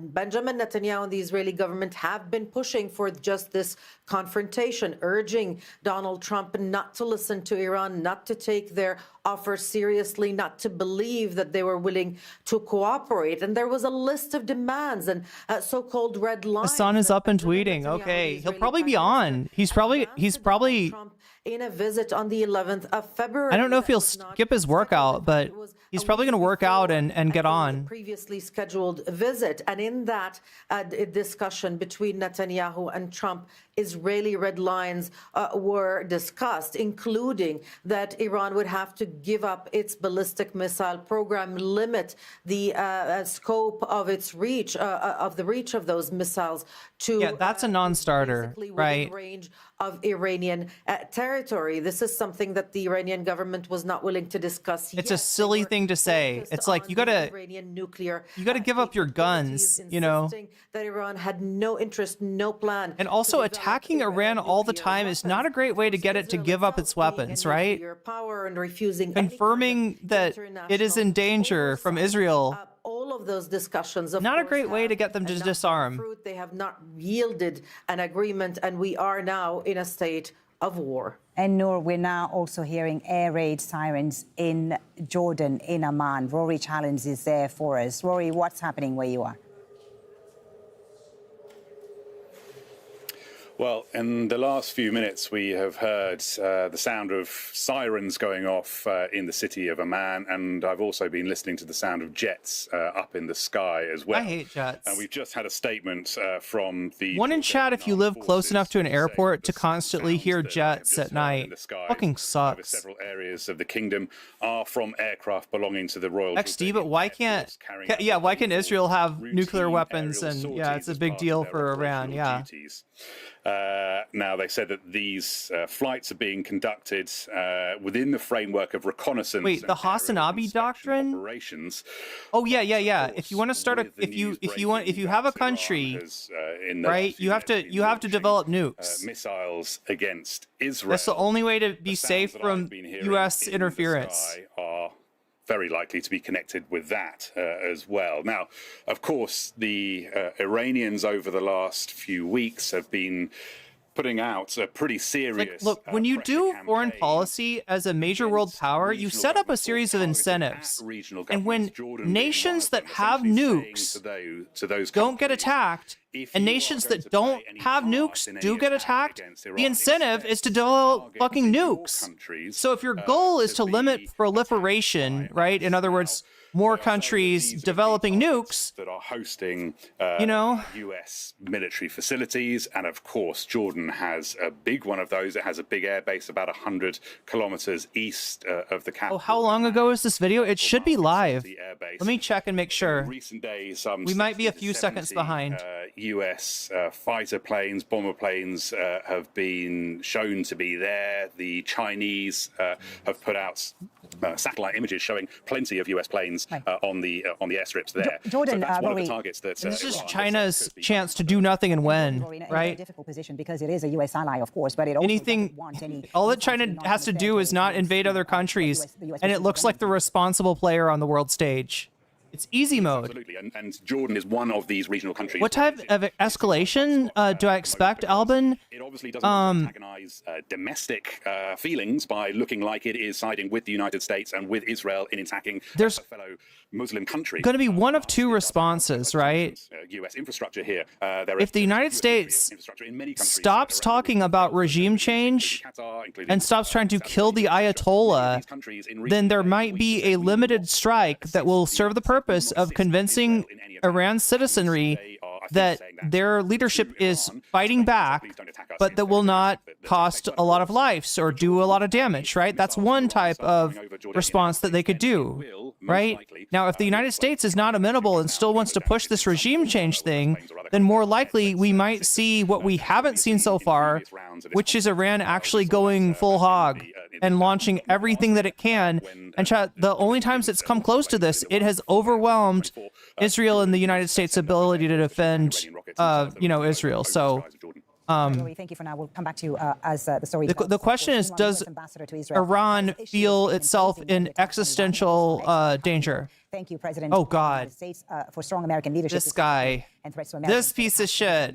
He says you gave them many chances to do it peacefully, and they said no. Even as I sit in the bullseye of it, I am grateful for a strong president and a strong America. Let's bring in our diplomatic. I mean, chat, he's probably safe wherever he is, unfortunately. He's probably totally safe. No, it's not true. And he said that Iran can never have a nuclear weapon. Well, Iran says they've never wanted a nuclear weapon at any stage. They want their peaceful right to enrichment. And we have this new information coming from the Omani foreign minister, someone who has been the broker of the recent talks, the facilitator of the most recent talks that took place in Geneva and all the previous rounds. And he's saying there was a big breakthrough in the last few hours. And that is that Iran had agreed not to keep a stockpile of enriched uranium that could potentially be used for a bomb. So, I mean, I think those sort of arguments coming as you see this attack launched by the United States, I think it'll raise all sorts of questions. I think the American people have not been prepared for war, but I think there are also even though we saw this huge U.S. military buildup in the region, surely they must have anticipated that something was going to be happening. I mean, would they have sent out this armada, as President Trump called it, without doing anything? But there weren't the debates on Capitol Hill that there were when there was previously a very big war, and the equivalent, the last time there was anything that big was 2003. Who is safe? Huckabee, probably. As you know, invaded he's the ambassador. They'll keep him safe. Preparing for over a year the public for a war. There has been no preparation for this. Yes, those of us that watch Al Jazeera, our viewers, will be aware of that big build-up. You watch American TV, lots of the American public will not be aware of this. On Capitol Hill, many will say this is illegal because Congress is supposed to authorize something as big as this. And let's not forget the little thing of international law. You need a Security Council resolution to do something like this, and they don't have that. And, so Israel saying it's a preemptive action. I mean, there was no imminent attack coming from Iran. So the case for war the Americans and the Israelis make is not a very convincing one. Do they even need to convince anyone of this? It seemed that they had their minds made up about going after it. They absolutely had their minds up. And President Trump's narrative, which I'm sure people who watch his Truth Social and people in his MAGA base will agree with, but Iran refused the negotiations. No, Iran was involved actively in the negotiations just a few hours ago. You listened to the Omani foreign minister. They had new technical talks on Monday, just a few hours away, and full talks coming up in a week's time. So the process was underway, and this is the second time it has happened like that. You'll remember that last time in June, there was active diplomacy going on, and I think there'll be some questioning whether really you can treat the US when it's doing diplomacy. Are we already attacking? So Israel attacked first, and the United States joined them. The nation saying, well, it's a statement, in fact, saying Israel. And now we're watching for an Iranian response. Our joint action will create the conditions for the brave Iranian people to take their fate into their own hands, he says, in the coming days during Operation Roar of the Lion. That's what this operation is being labeled. I hate these guys. Midnight Hammer, Roar of the Lion, fuck you. You have so much fun making up the names for these stupid operations, don't you? From the Israeli Prime Minister, how will the Iranians be receiving this? Well, actually, we've been hearing from different officials in the United States with respect to the Iranian buildup. So Steve Witkoff was mentioning Iran being a week away from building a new nuclear weapon or elements of nuclear weapon. Which is quite contradicts what they said back in June. After June, where they said they'd obliterated, those were his words, Iran's also, the claims that Iran can launch missiles towards Europe and the United States. And we know that the cap of the Iranian missiles is 2,000 kilometers. So, I mean, a lot of claims. It's kind of building a narrative. This narrative was built, and yesterday we were just discussing this now. When the Omani foreign minister went to television, it was clear that he was desperate. He knew that this is coming, and he was trying his last bullet. Like, always with the Lions? What are they trying to... So for the foreign minister to go on American television... That was a public plea. Yeah, James. I think the other thing that's interesting in that statement... Are they going for reggae fans? I don't get it. ...to the Iranian people, and you heard that from President Trump. Now is the time to seize control of your destiny. Do not let it pass. Like I've heard like Lion of Zion shit on like, you know, reggae songs and stuff like that. I've never heard Israel... Iranians going to rise up after. So the strategy, talk about the strategy is hope. Lion. There hopes also a lot on the Iranian people. I'm building on the momentum of the last protests. Is that momentum still there, though? Well, there are new demonstrations and protests that started at the universities, but when there is a war, things will differ. There is a complete, let me say, a split over here between even those who want the system to collapse. Of course, there are some of them who are Seriously, Dave is saying the alert text went out for, you mean an hour ago? Seriously, Dave, are you saying Israel's got an alert text now? They're like telling people to shelter? Without help from outside. Well, the idea is that this is how things. This is the debate. And it kind of backs up what we've heard too. Operation Freedom Burger, yeah. Patriotic opposition inside can pose a kind of threat to the system and can push the system towards reforms and changes. However, when things come from outside, lions are important in Middle Eastern culture. You know, you cannot really. Well, yeah, but we're talking about Israel, Narwhal. It's not a monolithic. But at the end, this is a proud nation. It doesn't deal with things this way. So this is the main issue over here. And especially in the past weeks, we've been hearing a lot of stances coming from the United States, coming from Israel. The way how people are receiving these stances is different. It's mixed. And this system in Iran isn't an unpopular system. They still have their own bloc, a very solid bloc, ideological bloc. James, you talked about international law. Like, I feel like it would make more sense. Yeah, anyway. No, it doesn't matter what the fucking name of the operation is. I'm just focusing on stupid shit. Where will this leave the United Nations, which is already embattled? I mean, the US has completely undermined the United Nations. And sidelined it with President Trump and his border peace. Yes, the UN will speak out against this, I'm sure, and the General Assembly, the majority of the countries will speak out against this. Of course, there won't be any action in the UN Security Council because there you have there you have the US with its veto power, which will stop any Security Council resolution to condemn this. It is, I think this is the other thing to state, this is a very bold action by President Trump. If he's launching... Snowhawk is saying...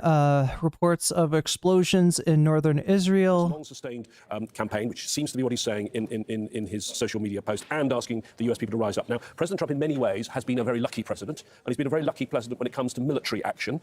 You look at what happened last year in June. It was he joined the Israelis, and it was a short operation to take out the nuclear program. It had a clear objective. I'm not sure they do have a clear objective. Yeah. Trump, of course, Trump is a lucky man, right? Chat. What have we had now? Let's see, 1, 2. We had 3 Trump supporters try to kill the man, and he's still alive. 3 of his own people made serious attempts on his well-being and life. Potentially is hubris. Is this going to be the military operation that doesn't go the way that Donald Trump wants? Because you're dealing with a very combustible situation in the Middle East, and you're dealing with a nation of more than 90 million people. It is coming up to 8 7 minutes ago, missile warning. On Al Jazeera, we are covering a continuing coverage of the U.S. and Israel's attack on Iran. U.S. President Donald Trump has announced this operation. How you actually saw it. He's called it a major combat operation and warned that there will be likely American casualties. He's also called on Iran's Revolutionary Guard to lay down its arms or face certain death. Let's listen to President Trump. The United States military began major combat operations in Iran. Our objective is to defend the American people by eliminating imminent threats from the Iranian regime, a vicious group of very hard, terrible people. Its menacing activities directly endanger the United States, our troops, our bases overseas, and our allies throughout the world. For 47 years, the Iranian regime has chanted death to America and waged an unending campaign of bloodshed and mass murder, targeting the United States, our troops, and the innocent people. Yeah, gee, I wonder why they'd be mad at a country that literally imposed a puppet government on them. I wonder why. I wonder why they'd say that. 444 days. In 1983, Iran's proxies carried out the Marine barracks bombing in Beirut that killed 241 American military personnel. In 2000, they knew and were probably involved with the attack on the USS Cole. Many died.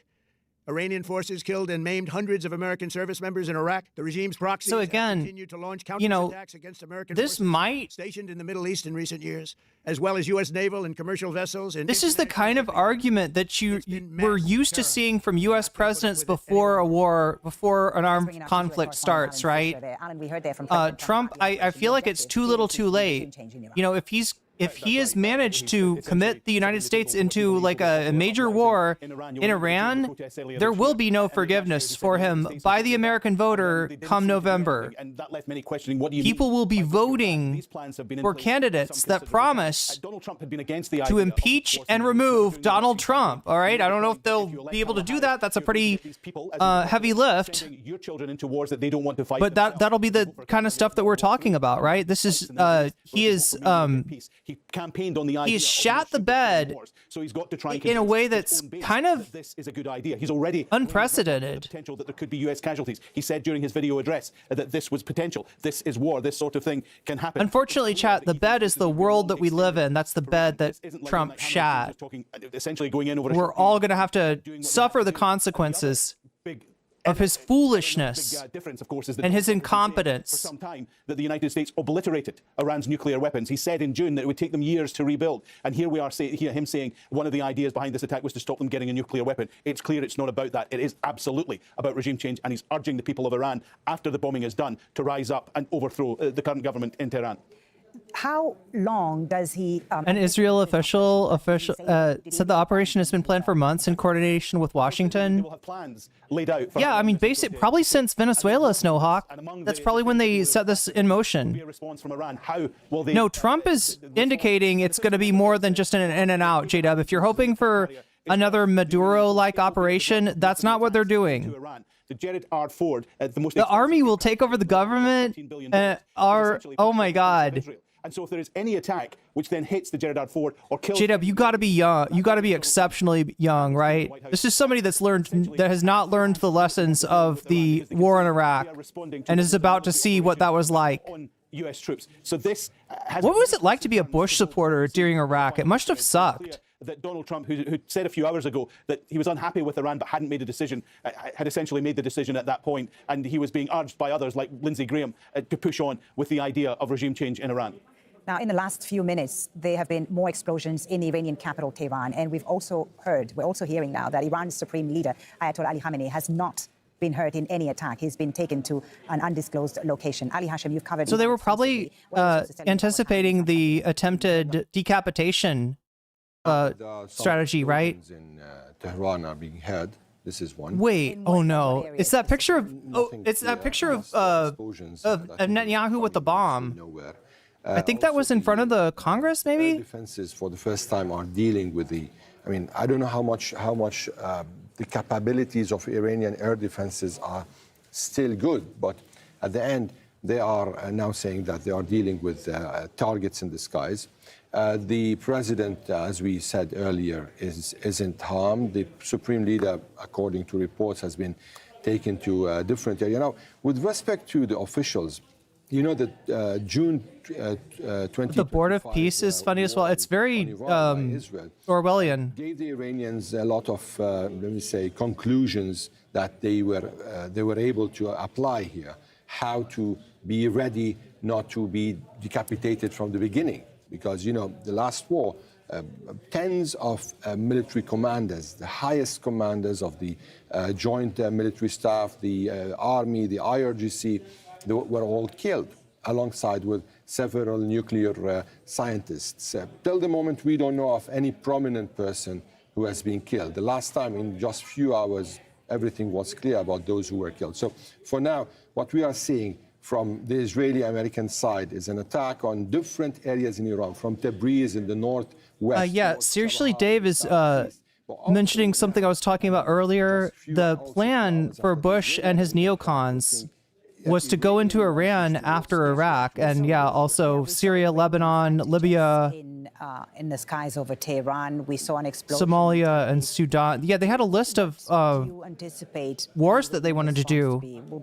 And they were going to try to use 9/11 to do those wars. They got Iran and I guess Afghanistan done.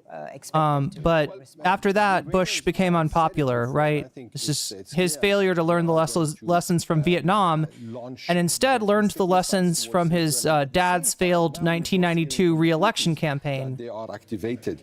Which I would argue that, you know, foreign policy, deciding foreign policy on the basis of what do you think is going to win you a re-election, that's a pretty bad place to be. But yeah, this is literally Bush's, you know, young adulthood, right? He was a member of his father's re-election team.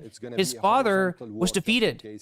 And he thinks it's because his dad didn't go into Baghdad and take out Saddam. So that's why we got the Iraq War. It was literally like a family grievance from the Bush family. To the Israeli people.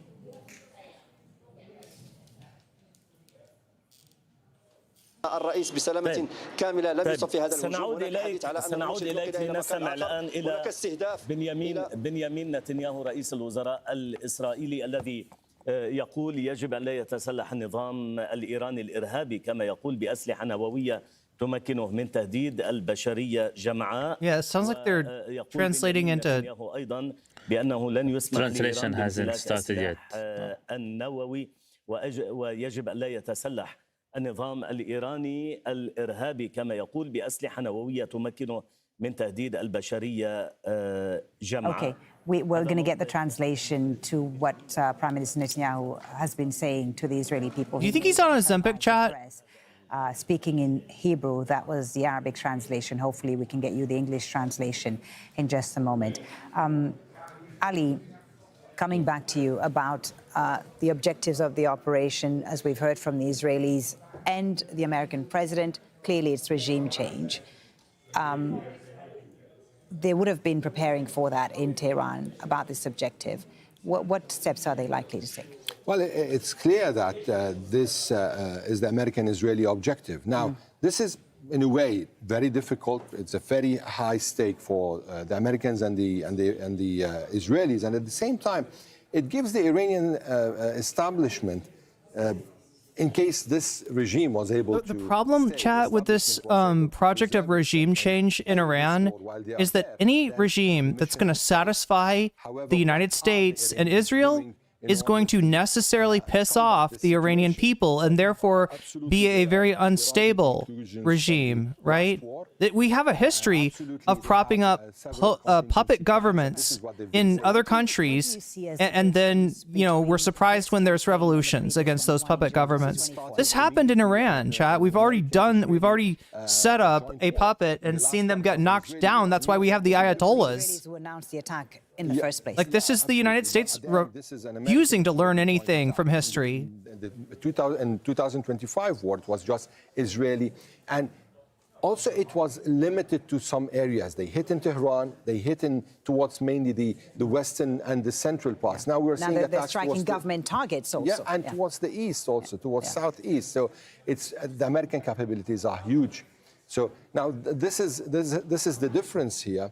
However, how the impact is going to be on the ground, this is the big question. We're in the first hours of a war that started and no one knows how it's going to end. And how many days will it take, or how many weeks it's going to take, or how many months it's going to take. So it's really very complicated, even for us as people who've been covering Iran. We're not really capable of really catching zooming out and seeing what catching happens. the moment. All right, gentlemen, I have now the translated Prime Minister Netanyahu soundbite. Let's hear this. Let's hear this. الرئيس بسلامة كاملة لم يصف في هذا سنعود إليك لنستمع الآن إلى بنيامين نتنياهو رئيس الوزراء الإسرائيلي. We will listen to what the Israeli Prime Minister, who says that the terrorist Iranian regime cannot be allowed to possess nuclear weapons, which will pose a threat to the entire humanity. Israel poses a threat to the entire humanity. Israel has nuclear weapons. What are we talking about? Iranian regime cannot pose a threat to the entire... Chat, I am afraid that we are staring into the dead eyes of World War III right now. This is the statement. And I am asking the world, what are we going to do about it? Israel... If these bastards have their way, we will all be dead. The United States have started a joint operation, Operation Lion's Roar. Scumbag! Which aims at eliminating Iran's existential threat to our nation. The oppressive regime of Iran... The oppressive regime of Iran, yeah. Poses a threat says the guy leading an apartheid ethno-state. And death to Israel and death to the United States. To the Iranian people we say, you must remove this regime. The aim of this joint operation is to eliminate the existential threat by Iran, as the Iranian regime has channeled all the country's resources to wipe off Israel from the map and then target the United States. Thousands of Iranians have taken... This guy has got the blood of hundreds of thousands of people dripping from his fucking hands. This Operation Lion's Roar. And he wants me to be afraid of Iran. Fuck you, Netanyahu. And we expect to suffer. Fuck you, Ben, from New Jersey. However, we draw strength from our people, as since the renaissance operations. Apologies to other people from New Jersey. Joining hands. That's why I call on the Israeli people to abide by the home front instructions, simply because these are life-saving instructions, and the military operations is directly linked to that. If we... Oh, he's not from Philadelphia? We would have... oh, I'm sorry. He's from fucking Pennsylvania. They will have been... I'm sorry. Is he from Philadelphia? Missiles. Therefore, we had no option but to start this battle. The joint... I don't usually lose it, chat, but Netanyahu is a special kind of evil. Like, fuck this guy. And again, I address the Iranian people, the Iranian army. You are not our enemy. We are not your enemy. Our common enemy is the oppressive tyrant regime that has... So, chat, one thing that I want to kind of say right off. Lives. They have... I'm tie-brained now? Oh no. Omega Star with the gifted sub to Jersey Texan. Jersey Texan, you just got jellyfished. Working in close coordination with the President of the United States, and second wave of Iranian missiles have reached Israel. Explosions reported near Tel Aviv, Haifa, Galilee, and occupied Jerusalem. So, chat, be ready for there to be some casualties on the Israeli side this time, right? There is a decent chance that Iran will not hold back now, and they have been able to virtually overwhelm Golden Dome before. So, if they go full hog on this, chat, it's gonna be bloody. World War III? I don't know. I hope not, Dan. We, together with the United States, will work for peace and prosperity in this region. And here I would like to thank my friend, the President of the United States, Donald Trump. Is this like Mussolini thanking Hitler or something? That's what it feels like. Trump is not or Hitler thanking Mussolini. Yeah, I feel like but he is a firm... Chat, if you know, you know, right? He is working... Both Hitler and Mussolini were fascists, but Mussolini was probably an incompetent fascist. The broader light... Hitler had to wipe his ass more than once, right? So yeah, Trump would be the Mussolini in this. I salute the personnel of the Israeli army, the Air Force, the Mossad. Although Bibi looks more like Mussolini, right? Rescue teams. I salute you for your capabilities, your efficiency, and make no mistakes, the entire nation is behind you. Christopher says, leave Iran alone. If my Iranian friends get killed, I don't know what I will do. Yeah. 2005. Iran has suffered enough, chat. The U.S. has done enough. It's fucked up. If you know the history, it's... Empire had the same goal. Iran is literally just trying to do its own thing, and here comes the United States being like, you know, hey, here's the Shah, he's your new ruler, because we like him better than the guy you elected. It's just Mossadegh, right? And the tyrant ruler of Persia, Cyrus. It's the supreme Ayatollah that's a fascist. Dom Ricardo, I think that the current criminal regime I'm not a fan of the government in Iran, and I think a lot of Iranians don't like it either. That being said, there's a reason that they're in power. The Ayatollahs are in power, and it's because of the United States. It's because of what the United States has done, interfering with Iran before. That was Israel's Prime Minister Benjamin Netanyahu. Iran used to be a secular government, believe it or not, before the United States fucked it up. Joint attack on Iran. Prime Minister Iran was, you know, will let Iranians take their fate into their own hands. He has said that this joint attack by the U.S. and Israel was to remove what he called an existential threat posed by Iran.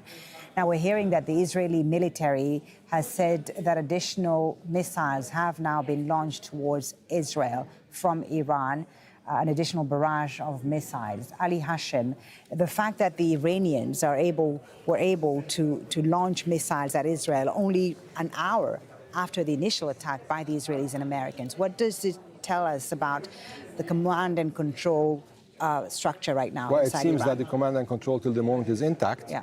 The last time, when in the last war, it took them 13 hours. I'm just going to sit here and not eat anything, chat, because I'm dead set on trying to eat this seaweed snack, and I can't get into this. According to an Iranian official who spoke, I can't get it to open. There are no red lines anymore.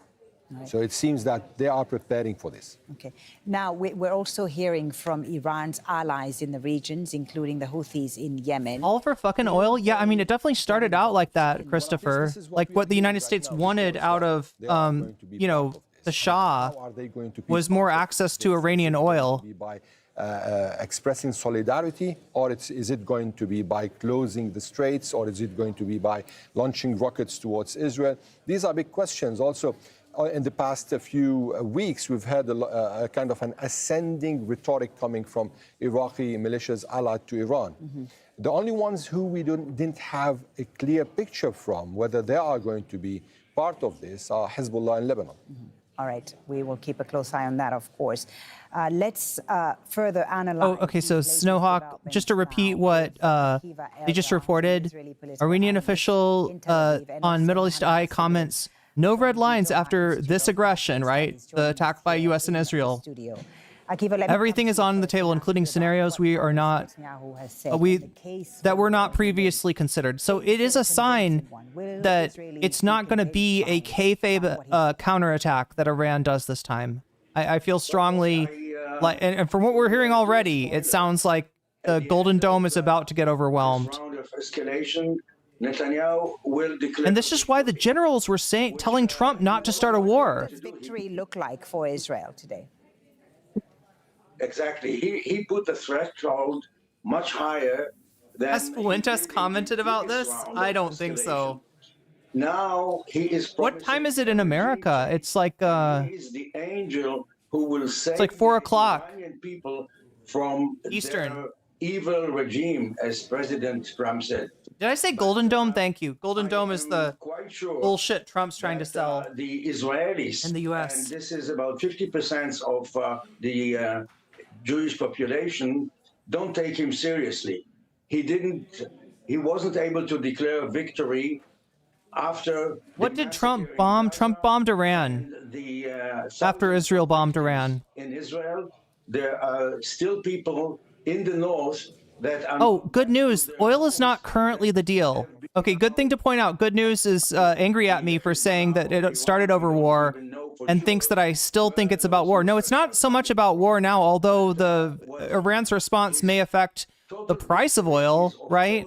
But in the beginning, yeah, it was about controlling Iran's oil resources, which the UK used to do, and then when Mossadegh came in and tried to take control of it for Iran, the US and the UK, you know, that's where the Shah comes from. But his message that you've been... Where am I getting this news? This is Al Jazeera. They're just covering this live. This is an Israeli guy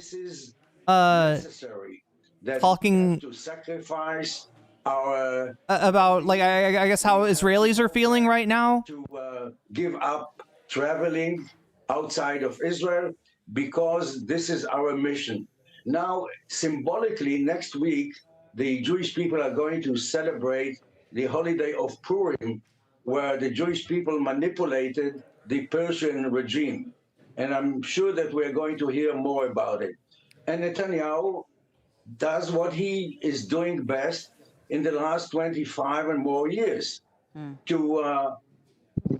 brainwash people that there is no option. Oil is part of the equation, yeah, because it always is, but it's less of a part than it was in the 50s, 60s, and 70s, right, where this conflict originates. Of the United States. And to remind you, Polly, he succeeded to convince Trump in his first term in the White House to pull out of a good, reasonable agreement with Iran. But just so you know, like oil will continue to be important, but that importance is going down every day.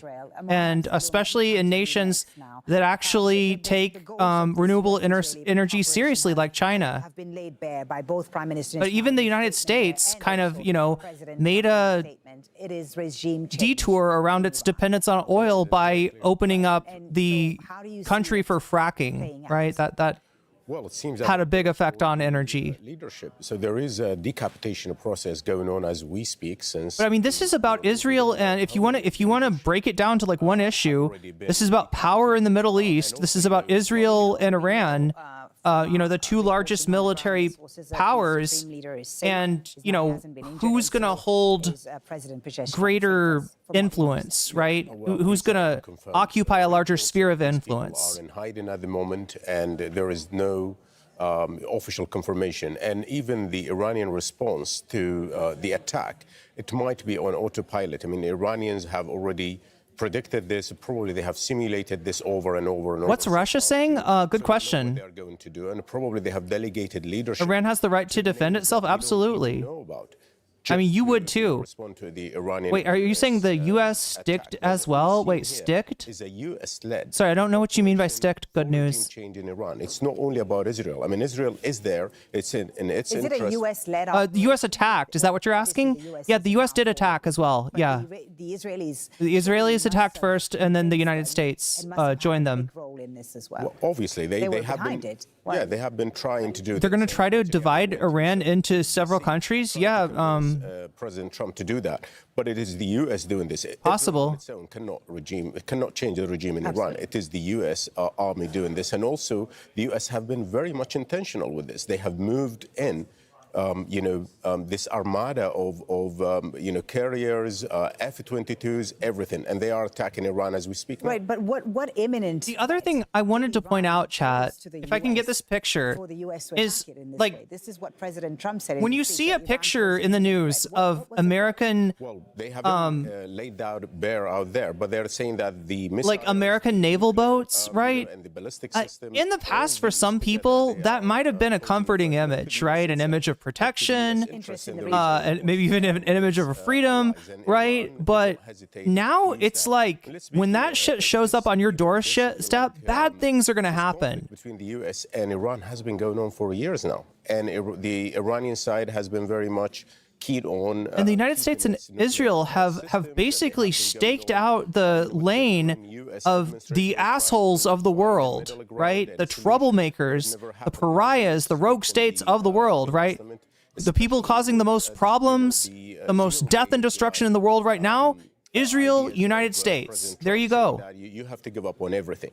We will not accept anything below that. And Iran is saying that it's more dangerous. 10 years boots on the ground? Yeah, I mean, if they really want to do regime change, it might take something like that, yeah. It's costly for them than giving up on their nuclear weapons. But I don't think the United States is really in a position to start a major war. That's why this is confusing. In the last and all that I can figure is that Trump got himself dog-walked into war by Bibi. Engaged in a war against Hezbollah in Lebanon, twice now against Iran. Isn't this costing Israel and the Israelis as well? Yeah, it costs not only financially, with its billions of dollars. Maybe Netanyahu is hoping that his friend over there, White House, that is not very eager to spend money on other countries or other people. Maybe he believes that he will be also able to. U.S. Navy has never comforted anyone. Hulmandra, mistaken as it may have been, people have found comfort in the imagery of United States Armed Forces. I am thinking back to like World War II, though. He doesn't right? see any light at the end of the tunnel. The only tunnels we know is the tunnels in gun diplomacy. No, yeah, you're right. U.S. Navy showing up on your front door being bad news has been going on for a while now. That's true. More than before, and like literally opening Japan up by force in the 1800s, for instance. According to... I just mean that, like, it looks... I'll show you what I'm talking about if I can find the image, right? And I see my... But it's funny because the media's still trying to present this as this comforting image of like, oh no, don't worry, the United States has got this handled. And it's like... And Netanyahu, as we know, his hero is Winston Churchill. What he's promising... I cannot fucking eat anything because I can't open this... God, chat, I got a pack of seaweed snack, okay? I think that, this is delicious stuff, I swear, but I can't open it. But what is happening is that in Israel, for the first time this year, we have negative immigration. Good people are leaving the country. But I want to... What's going on? For anybody just joining us, Israel has attacked Iran. Multiple sites have been hit. The United States has joined in the attack, and now we are getting reports of Iran striking back. So what's going on? I don't know. It might be World War II. Put order in Gaza, Netanyahu is doing everything to undermine it. And if only they would invent some kind of tool. You mean like a scissors or something? Show me the path. Would isolate Iran further and maybe... See, it's like usually you can just like go like that and open it like that. Just to bring our viewers but it didn't work. With what's been happening. And then if that doesn't work, you can pull like that, like a bag of Doritos. But that doesn't work either. Ripping them with my teeth, that sounds painful. Representatives from Tehran and Washington held indirect negotiations in Geneva. Iran urged to shelter. Yeah, the whole area. Right, like the like Iranian missiles, and in just the Gulf, right, is Qatar's defense ministry saying going to be lit up. Iranian missile has been intercepted by the Scissors would work. Yeah, you're right, Hellride. Scissors would work. A knife would work. I just don't want to get up. Bahrain. Now, the attacks in Iran, the Iranian capital, are part of... I always get yells for opening stuff with my teeth. I just feel if I bit into this, it would take off my enamel. In Iran has closed its airspace and cut mobile phone services. Now, video shows a low-flying fighter jet in the skies over... Siren has been activated. And Iranians have been hearing the sounds of jets and explosions throughout Saturday morning. Wait. C-Dub says Jim Carrey got replaced by a clone. Was it a woke clone, C-Dub, or just a regular clone? In central Iran, Tabriz in the northwest, and Kermanshah and Ilam both in the west, towards the border with... Al Jazeera is not my source of news. Well, I'm sure as fuck not trusting CNN now. Military Guard says the country has launched its first wave of retaliatory CNN, strikes it seems, has been bought by the Ellisons, right? It is part of the Zionist media complex, which almost sounds like something sus to say, but, intercepted by the... What's sus is that the Ellisons are building it. Hearing about these Iranian retaliatory attacks. Well, it's clear that the Iranian retaliation started... Yeah, we're going to try to keep our cortisol levels in check, if we can. Interception over Qatar and in... Bill O'Reilly, also a clone? Wow. This actually reflects what the Iranians have been saying over the past weeks regarding the retaliation to any war on them or any attack on them. But this is just turning this whole conflict into a regional conflict. Because the Iranians have said that all U.S. assets in this region are a legitimate target, even if the countries are allies, yes. Because the Qataris have good relations with Tehran. They are mediators. So this is the whole thing. Look, if you want to do, if you want to try to drive a hard bargain with Iran, it's going to be hard because they kind of know that you're full of shit. They kind of know that you don't have the resources to protect Israel again. But that's what Trump is trying to do. Nonetheless, he's trying to bluff his way into like a, better deal with the Iranians. But one thing that you're not going to get them to do is give up missiles. And if you present an existential threat where you're talking about regime change, you can expect, oil infrastructure to be destroyed. The price of oil will go up. The worldwide economy will be destabilized. United States, like they said, United States military bases in the area, of which there are many, will likely be hit, likely without the same warning that Iran gave last time. Yeah, it's going to be bad. Jim Carrey Botox, huh? What about Jim Carrey? No, wait, he's not a Ozempic guy, is he? So Netanyahu, though, chat, we saw Netanyahu just a second ago, and I think he's on Ozempic. So the Iranians, I think they put Bibi on Ozempic. if they could, because the U.S. and its allies, they probably have predicted this, and probably they have, they have taken measures to prevent that or to minimize the damage, because President Trump said that we might lose some of our soldiers, and that's a cost that we are prepared for. Oh, God. This is the alarm, by the way, that we all get on our phones here in Doha when there's an... yeah, so there, the congratulations, the news anchors are in danger. Going off here in Qatar, the defense ministry in Qatar announcing just a short while ago that an Iranian missile has been intercepted here in Qatar, warning citizens basically. An Iranian missile, okay. So yeah, I mean, there's U.S. bases in Qatar, I believe. Alan Fisher in Warren. Sorry about that, Washington. chat. Apologies, there's a bit of chaos in the newsroom, as you can imagine, because this is also happening here in Qatar. Our emergency systems going off here. Alan Fisher in Washington, D.C., Zain Bazravi in Doha, Beirut. We have Zaina Khodar. Okay, chat. Can we go to Zain Bazravi You know, first? we can't have, like, addresses in chat, right? The situation here. Wait, nothing I could have done? Wait, oh, for the as far as the well, it certainly is sound. The hours since this morning have changed the situation. Yeah, no, they're all in danger. They're all. It's very real danger. It's not a joke. And it's probably going to go differently. Look, Iran has attacked U.S. bases in the region before, but they let the U.S. know ahead of time, and they said, "Get your men out of these bases," and then they attacked them. Right? They attacked Israel with a very slow wave of missiles and drones, right? But, you know, ones that were easy to shoot down and ones that weren't necessarily headed to actual targets, right?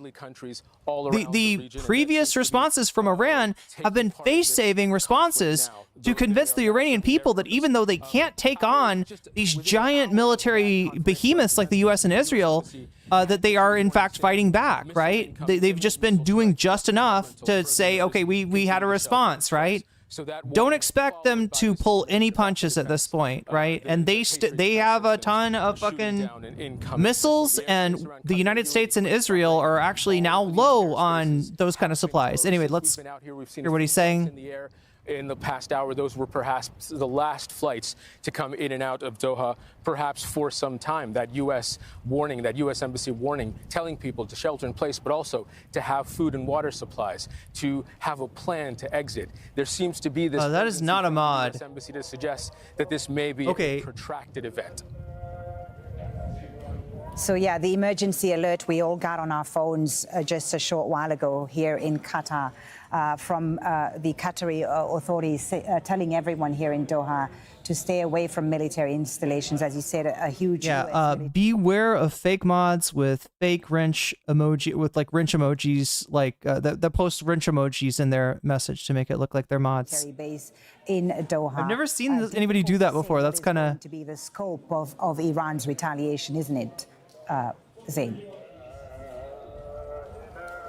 Some reports that the U.S. and Israel have struck a Iran-backed military base outside of Baghdad. Whenever you speak to officials on the ground, whenever you speak to any analysts, really anyone. Yeah, Iran still has a decent amount of control in Iraq as well. The establishment or the clerical system of government in any way. They continue to say that you're still here. Good. We have shields now. Chuds. They want to maintain friendly ties, but they continue to point out that they all host U.S. bases, and if Iran is attacked, there's been an admittance by a number of analysts and officials that they know that a full-scale U.S. invasion is something that Iran is unlikely to be able to combat strictly because of the asymmetry of military power on the U.S. side. But they say that... Look, they can go in and knock down the Iranian government, okay? They can probably do that. It will change the map of the region. So but in terms of putting a new power in place and making it stick, I don't think they can. Just like they couldn't ultimately do that in Iraq. U.S. ally in the region. Indeed. And that is something that they have gone on record to say for years. Qatar's airspace has been closed. Bahrain's airspace also closed. We are looking on the left-hand side of our screen there of the explosion in Bahrain. And in Qatar, okay, so it's going down now, chat. I don't even know if we're going to be able to cover Candace Owens tonight. I might have to change my thumbnail. Unclear as to whether this is something that was. We were supposed to follow. We were supposed to cover Candace Owens' Bride of Charlie today, but that I don't know if it's time to figure out exactly the details of what there's a lot going on right now. Bahrain's being hit, like the precision of Iranian missiles. There has been concern about these. Which relaxed the rules on showing chats from different platforms. Nice. Home to the U.S. Central Command headquarters in the region. So as far as Iran is I might have to take a pee break, chat. Can you handle that? in this latest go-around, Have we got mods in all of the streams? probably fair game. U.S. is bombing Iran heavy. Yeah, can't confirm. As well. Fed up with this administration, me too. Those pictures. We will bring them to you. Let's go to Mohammed Val in Tehran now. Good on Mohammed, Twitch. the Iranian retaliation. As long as we've got mods in all our chats, I'm gonna take a pee. And I'll try to find some way to open this delicious We have just heard from snack the, pack, chat. the Supreme National Security It's my favorite Council saying that snack. They have a major announcement to make shortly, but the Iranian people It's are like still seaweed waiting snack, for but that, it's breaded and statement, because fried, apparently so it's there will be extra some tasty. details there, Anyway. about the operations that have been launched this morning. The IRGC, the Iranian Revolutionary Guard, has confirmed that it has launched a wave of attacks against Israel today. Pierre Descartes says the Middle East is further destabilized by Trump's unnecessary war. Absolutely. Announcements from other government institutions, including the Ministry of Interior, asking U.S.-Iran negotiations this Monday, they may not happen, Brian. They may not happen, right? We're looking now, this doesn't look like a one-off, right? It looks like the United States and Israel are going to keep at it, and they're going to try to do a regime change, right?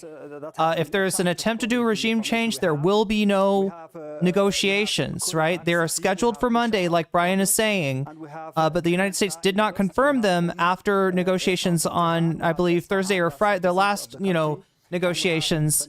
And if considering the counterattack we're seeing from Iran right now, things do not look good for peace talks, right? The U.S. seems to be bent on regime change, and that's going to cause a existential crisis in the Iranian government, which will ensure a full response, a robust response. And chat, Iran does a lot when their response is performative. We can only imagine what it's going to look like if they're going full on. Do we got mods here? I'm just like making sure. The nuclear, no stated goal, no exit plan. Yeah, but it's on brand for Trump, though, right? That's how he's been rolling. Within Iran's reach, and Bahrain confirming. Nobody can tell Trump shit. He's the dumbest guy in the world, in way over his head, but nobody can tell him shit. Not even his own generals can tell him shit. You know who can tell Donald Trump shit? Benjamin freaking Netanyahu, chat. Apparently that's the only one who can tell Trump shit. Also Zoran Mamdani. Anyway, I don't know what to make of that. I'm gonna pee.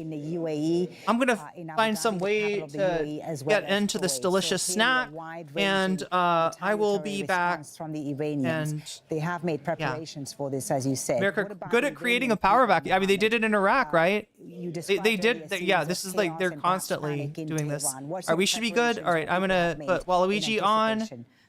Wait, do we have Waluigi on both streams?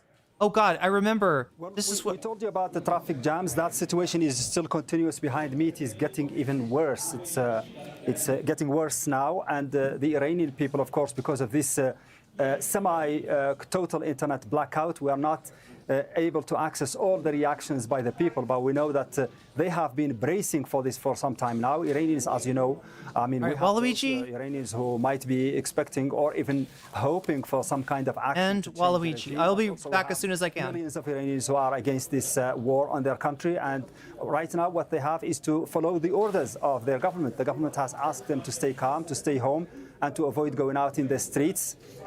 We know, as I told you, there is this mixed reaction among Iranians, among the opposition, and those people who have been protesting against the government. Probably they are wishing for some kind of safe change of government in the country without themselves being hurt, which is a very, of course, difficult situation when your country is under attack. You wish you are personally safe, your family is safe, but you're also wishing for a major change in a change of regime. So that's a contradictory feeling there in the country. People are not feeling safe. Anybody might be targeted here, anybody might be a victim of this war, but also we have, as I said, those people who are still wishing that regime can change during this war. Okay, Mo, for now, we'll leave it there. We'll come back to you, of course, for all the latest there from Tehran. Let's check in with Noor O'Day now. Noor, what's been happening in Israel? Well, quite a few updates for you, Folly. Let's start with Israel. Sirens have been going off in the north, in the center, and in the southern parts of Israel, as well as over illegal settlements across the occupied West Bank. The latest sirens are in Akka and in the Galilee area. We've also seen sirens in the Beersheba and Dimona areas. There have been several loud explosions heard, most likely of interceptions. Some were clearly heard here in Ramallah as well, targeting possibly the missiles that were headed towards in the direction of Jerusalem or Tel Aviv and the coastal area in Israel. Security sources have been quoted by Israeli media, Folly, saying that the first strikes by Israel and the U.S.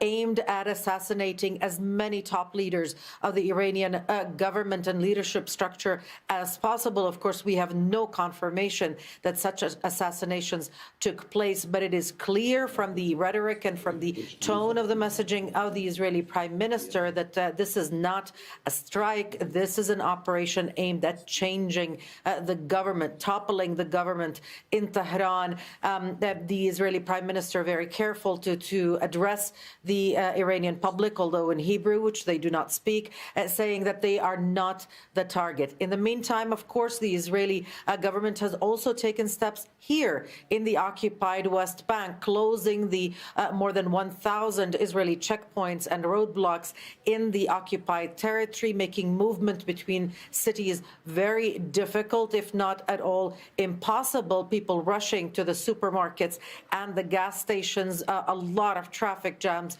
reported across the occupied West Bank, with the Palestinian Authority trying to give some comfort to residents here, saying that there are food reserves that would be sufficient for up to 6 months. But really, there is a lot of concern here. There are no public shelters in the occupied West Bank. No construction codes would allow it. The construction codes imposed, of course, by the Israeli occupation. So people here are unnerved. They understand that this is a different kind of confrontation, and they're monitoring very closely, Israelis and Palestinians alike, the developments that are happening across the region. This is not just an Israel-Iran confrontation anymore. Very loud explosion that I can hear in the background. I'm not sure the camera can catch it, but more interceptions heard. One more, again, over the skies.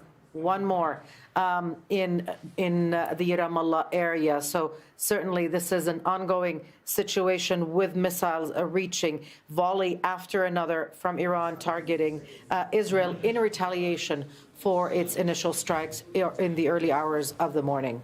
As you said, Noor, a lot of concern, not just in Israel, Palestine, and Iran, but across the region, with Iran now starting to retaliate.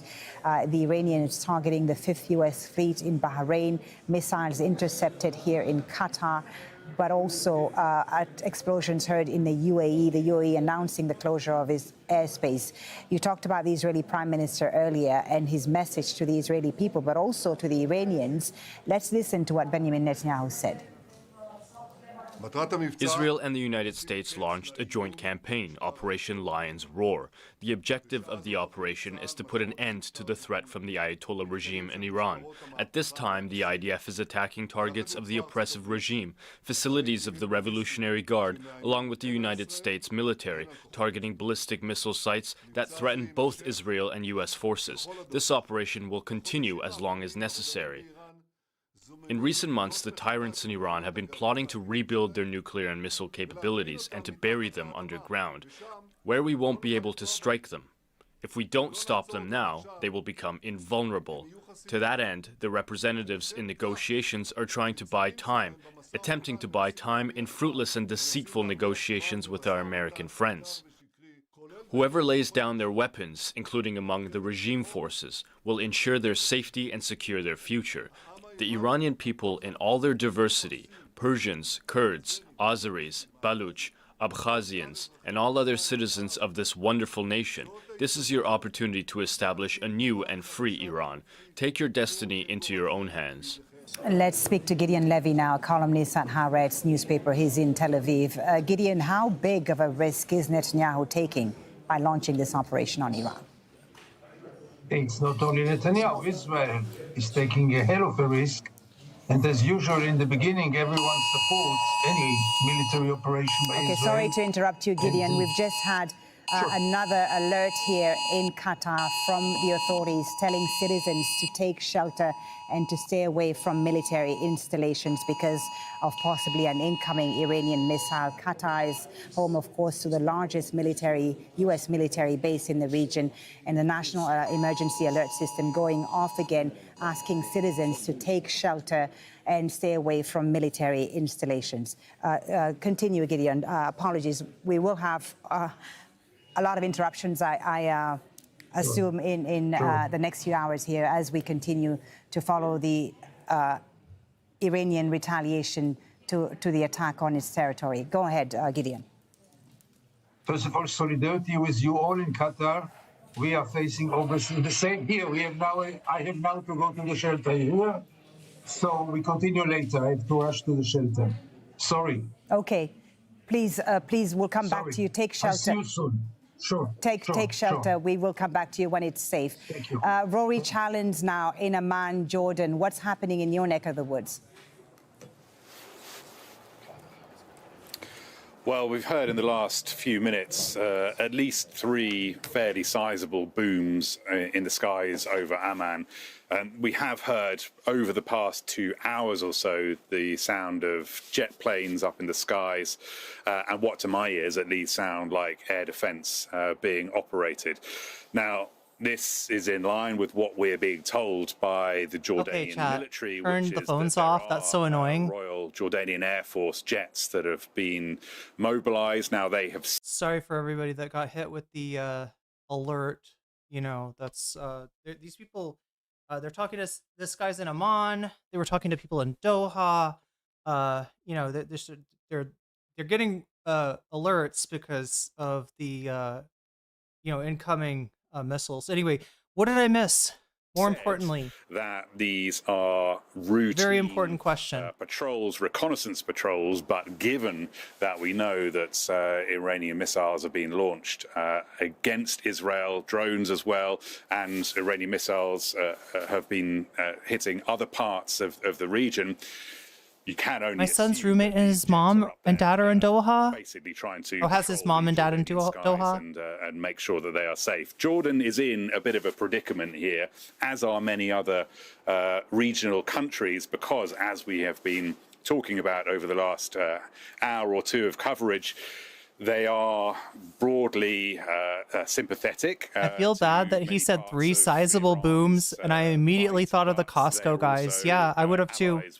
I miss Netanyahu's. He made another statement, Will. Hosting in many parts of this region large U.S. facilities. Did they repeat Netanyahu's earlier statement, or has he made another statement? Salty Air Base, which is about 100 kilometers east of. Delivered a message blaming the sneaky Iranian negotiations. God damn it! Of course, I missed the Netanyahu. That's triple the kind of normal amount of U.S. planes. Okay, chat. I am set now. I got everything that I need.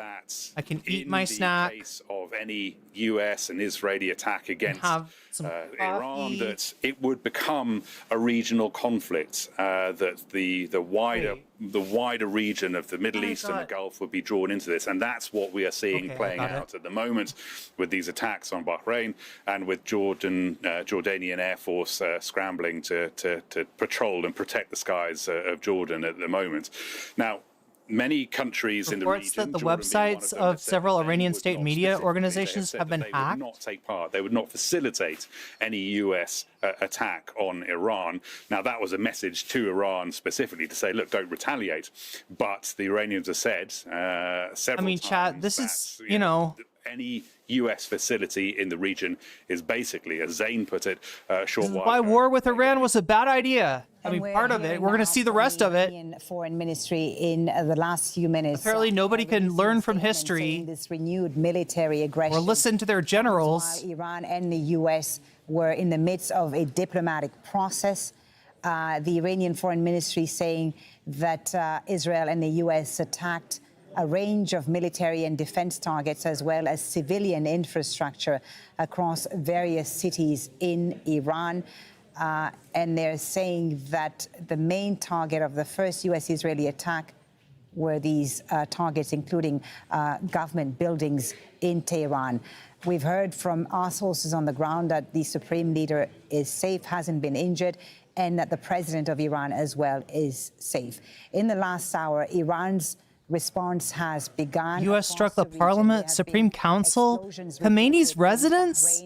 Is this what the United States does now, is just murders heads of states and kidnaps them? Here in Qatar of a missile launched by Iran, Qatar home to the largest U.S. military base in the region, Al Udeid. There have also been explosions reported in Abu Dhabi, in the United Arab Emirates, as well as Kuwait. With us analyzing these fast-moving developments, Mohammad Saloon from the Doha Institute of Graduate Studies and Al Jazeera's Ali Hashem, of course, who's covered the region extensively for us. We're into this is 4 hours in, chat. I need to just change my title and thumbnail to be about this. Well, this is... we'll do Candace tomorrow. Is that okay?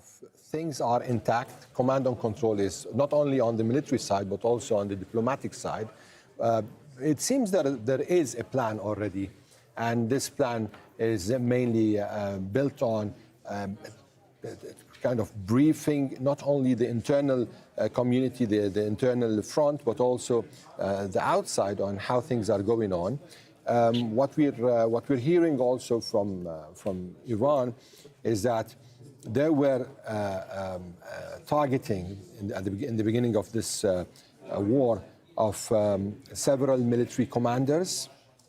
We don't know whether they are they've been killed or not, but there are senior military commanders in Iran who were targeted in this strike. Okay. Mohammad Saloon, quite significant that the escalation is happening this fast and in multiple locations. Bahrain, so frustrating because by now, Kuwait, and Qatar. Like everybody knows that the U.S. and Israel are negotiating in bad faith. South of Baghdad have been targeted either by Israeli or U.S. Planes. So Iran is delivering on its promise. They said that this is going to be a regional war, so they are trying to draw in other countries in the region into this war. So they targeted Abu Dhabi, probably they targeted Bahrain and Qatar, and they might also target other countries like Saudi Arabia, and they already did in Iraq. So they want to raise the cost for these countries with the hope probably that these countries will pressure the U.S. or would pressure the U.S. administration to stop this war. Qatar has reportedly intercepted now 2 Iranian missiles over this country. The fact that the Iranians are targeting countries where there are U.S. bases, of course, but also countries that have good relations with Iran. What does that tell you about the regime's, objective and its intent? Well, the foreign minister, in multiple times, the Iranian foreign minister said that we're not targeting these countries. They are friendly countries. We have nothing against them. We're targeting the U.S. bases and foreign bases in these countries. But I think that line is being blurred at the moment because they're targeting, places inside the cities, and they're targeting people. Sorry, chat. Another alert, another national emergency alert. People don't like that. Let me mute it. Let me mute it. Please ensure to Oh my stay God, at let me home mute or in it. a safe Please, place and I need not to mute go it. out. Mute. Look, I want everybody to understand the seriousness that warning implies, right? The fact that is appearing on their news is not, I don't think it's them trying to sensationalize or anything. I think it's just literally like how close the situation is. But I know that people don't like to hear it, so I'll mute it when it comes on. Yeah, and so they are trying to widen this into the region. But equally, we have to remember that the US I think people get confused and they think maybe it's their has phone, already right? Predicted this, and probably they have plans to stop this. They are prepared also to pay the cost for this. I think what President Trump said that some I don't know. men and Trump's women military was leaking on him, chat. in this war, but that's a price we are prepared to pay. So what we're looking at here is the unfolding of this conflict. Where Trump's own military leaked on him, implying that the United States was not prepared for a major conflict with Iran. But it seems that as if the generals had warned Trump of this and he hadn't listened. Very much keen on Which regime is change. on brand. I think what they're hoping is that a shock and just like what happened in 2003, would shake the regime and will probably San Francisco needs regime change. I agree, Rich. We got to take those real estate developers out of power. Okay, just to update our viewers on what they're making the rent way too high in this region after the initial. They have way too much sway over on Iran. The City Iranians Hall have now started responding. They have been attacks, strikes on. Wait, does Witch think that Gavin Newsom is in San Francisco? He was the mayor. Iran has struck. But that's not where the capital of California is. While Qatar has announced that it's shot down at least 2 missiles that were headed towards the U.S. military base at Al Udeid here in Qatar. President Donald Trump issued a statement earlier, as we've been saying that the U.S. started major combat operations in Iran and warned. But you mean, I was just assuming you mean Gavin, right? I just didn't want to misunderstand you. Bases in this region. That's okay. We don't really like Gavin that much either. So President Trump also calling on Iran's Islamic Revolutionary Guard to lay down its arms or face certain death. Let's listen to what the U.S. president said earlier. The United States military began major combat operations in Iran. Our objective is to defend the American people by eliminating imminent threats from the Iranian regime. I really don't like to find myself rooting very hard for congestive heart failure, but its menacing activities directly endanger the United States, our troops, our bases overseas, and our allies throughout the world. For 47 years, the Iranian regime has chanted death to America and waged an unending campaign of bloodshed and mass murder, targeting the United States, our troops, and the innocent people in many, many countries. Among the regime's very first acts was to back a violent takeover of the U.S. Embassy in Tehran. Devil Doll with the super chat. Thank you for the full coverage. Can't find much. Well, I'm glad to be here. Look, we were going to talk about Candace Owens' latest Erica Kirk expose tonight, but I guess plans change, and so should thumbnails. Dozens of American hostages for 444 days. In 1983, Iran's proxies carried out the Marine barracks bombing in Beirut that killed 241 American military personnel. In 2000, they knew. Is that his war hat? I guess so. Does he wear that when he attacks people? Many died. Iranian forces killed and maimed hundreds of American service members in Iraq. The regime's proxies have continued to launch countless attacks against American forces stationed in the Middle East. This is meant to convince you that you want this war, you need this war, and that Donald Trump's a great guy for giving you this war. This is his new content, right? You didn't like what was going on in Minnesota. You don't like how the Epstein drama turned out. Here, we got a new show for you. Is he taking by launching this operation on It's called Regime Change. Well, of course, he said. And the last time we played it, chat, that Obama would was the Iraq War. Make sure that he continued to win. He talked about how regime change was an outdated idea, that the US was involved in stupid foreign wars, that neocons were sending children to fight wars that they themselves wouldn't fight. And of course, famously, he said that if you voted for Kamala Harris, you were voting Hap for is giving Weekend at Donnie's vibe bad. Attacks in Bahrain, in Qatar, and elsewhere in the region. Are we sure that's even him? Saying Donald Trump has ignited a Are we sure he's a look, I'm not wishing any harm on the president, certainly, right? Remember, this is a man who just over 2 weeks ago launched the Board of Peace. But it does seem like he is not long for this world. Force for good, working alongside the United Nations. His own vice president in early January said that there was no intention of regime change in Iran. What they wanted to do was limit their nuclear ambitions, to stop them pursuing a nuclear weapon. And of course, we saw Operation Midnight Hammer in June, and the White House still has this on the website, that Iran's nuclear program was obliterated at that point. Now, we know that Donald Trump has come under pressure from Benjamin Netanyahu to take action against Iran. He has consistently pushed the idea that Iran was just weeks away from a nuclear weapon. something that he's been talking about for 20 years. Okay, so chat, for the record, right, just so nobody gets confused in here, the United States is the bigger, more powerful country, right? Israel is there as like a beachhead in the Middle East, kind of acting in the U.S.'s interest and also in its own imperial ambitions, I suppose, which were recently revealed to us on the Tucker Carlson program, of all places, as being not just the land that Israel currently occupies from the river to the sea, but but also obviously taking over Gaza and the West Bank and Sinai Peninsula, part of Saudi Arabia, Jordan, all the way to the Euphrates, basically, right? Is this greater Israel thing. And Tucker, found a verse that Huckabee had mentioned, asked him about it. Is this what you think? This is what Israel should occupy? Right? This is what you're okay with, Israel, basically taking over a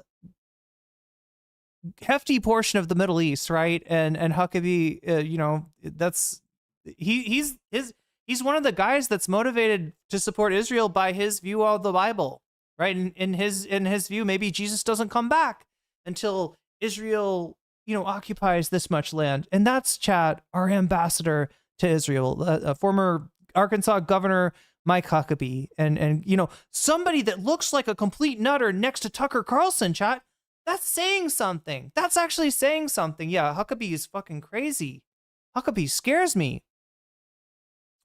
But Huckabee is somewhere safe. Unlike these, the Washington guy is probably safe. But yeah, a lot of these people bringing out this story are getting warnings on their phone of the government being like, "Hey, we got missiles incoming. You gotta shelter." So yeah, we're gonna see. I mean, we're starting to see now Iran's response. It looks at this moment like it is going to be a more substantial response than what we've seen from Iran up until now. And chat, if that's true, we're in for a long process. I hope I'm wrong. Okay, I hope I'm wrong. I hope they all go back to the negotiation table and get some kind of deal on Monday, right? I hope somehow I'm totally wrong, and this just it's like U.S. and Israel shoots their missiles, Iran shoots its missiles, and somehow we get to peace. But I don't know. It's not looking good right now. And from what Trump is saying, yeah, he's talking about regime change, right, chat? Like I said, that is likely to provoke a response. It's an existential threat to Iran, and so it provokes a greater response than something where it's like, well, we're gonna blow up your military site where we say that you've got your nuclear program, and Iran's like, fine with me, have at it.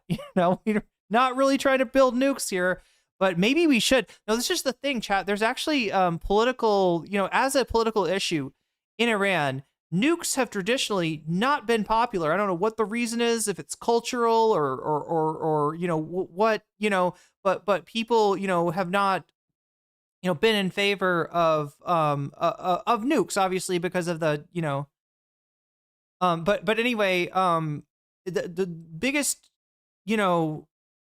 most important opinion on this is, of course, is the Supreme Leader's opinion, and the Supreme Leader is against nukes. Now, if he were to get destabilized and somebody else were to replace him, who was not a United States or Israel puppet, chat, that is likely to be a person who does support nuclear technology development, because they have learned what is now called the Hassan Doctrine.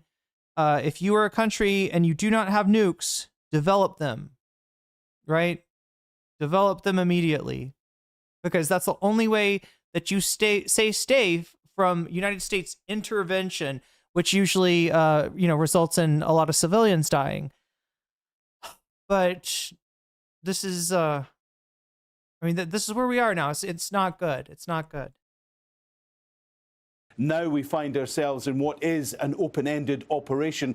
Donald Trump has warned Americans that there is the possibility there'll be American lives lost. That will be a problem for him with his base. That will be a problem for him with many people in the United States. And there's also problems ahead at Congress because they believe that any declaration of war, and this is effectively a declaration of war, should have gone through. Which, I'm sorry, that's a very funny comment you're making. And I hope most of chat gets this. After the regime change, says which, I'll move to Iran, especially when they open up a Chili's and an Applebee's, right? So if you're not familiar, that's a reference from Bill Burr, his justification for his comedy special or his comedy event in Saudi Arabia. Through Congress in the first instance. Look, as long as they got a Chili's and an Applebee's, like, right, they're doing capitalism right. Otherwise, we got a problem. That was his little. You think these people are so bad? They got a Chili's right next to an Applebee's. They're just like us. Oh my God. Anyway, Bill Burr, I bet it seems like he's finally understood that he's not getting his career back now. It's a shame. It was kind of a brilliant career while it lasted, but of course, yeah, the event in Saudi Arabia was kind of the end of it, and especially the coping that he did. Right, I feel like he could have just like chilled out about it. Yeah, some of the sheen is taken off of him, but if he just gets back to being a funny comedian, right? I think that maybe people would have forgotten it, but I don't know, chat. It's not looking good for Bill Burr. It's not looking good for this world. They don't have a McDonald's in Iran, do they? Yeah, there we go. Then Trump, you could get Trump to not attack. If the Iranian McDonald's lets Trump serve fries, I think we could make a deal maybe. This is the art of the deal, chat. This is what Trump wrote about. USA wants to control and take over the world. I mean, they are a global hegemon. They do have a lot of power in the world, right? That's hard to deny. If not the most power in the world.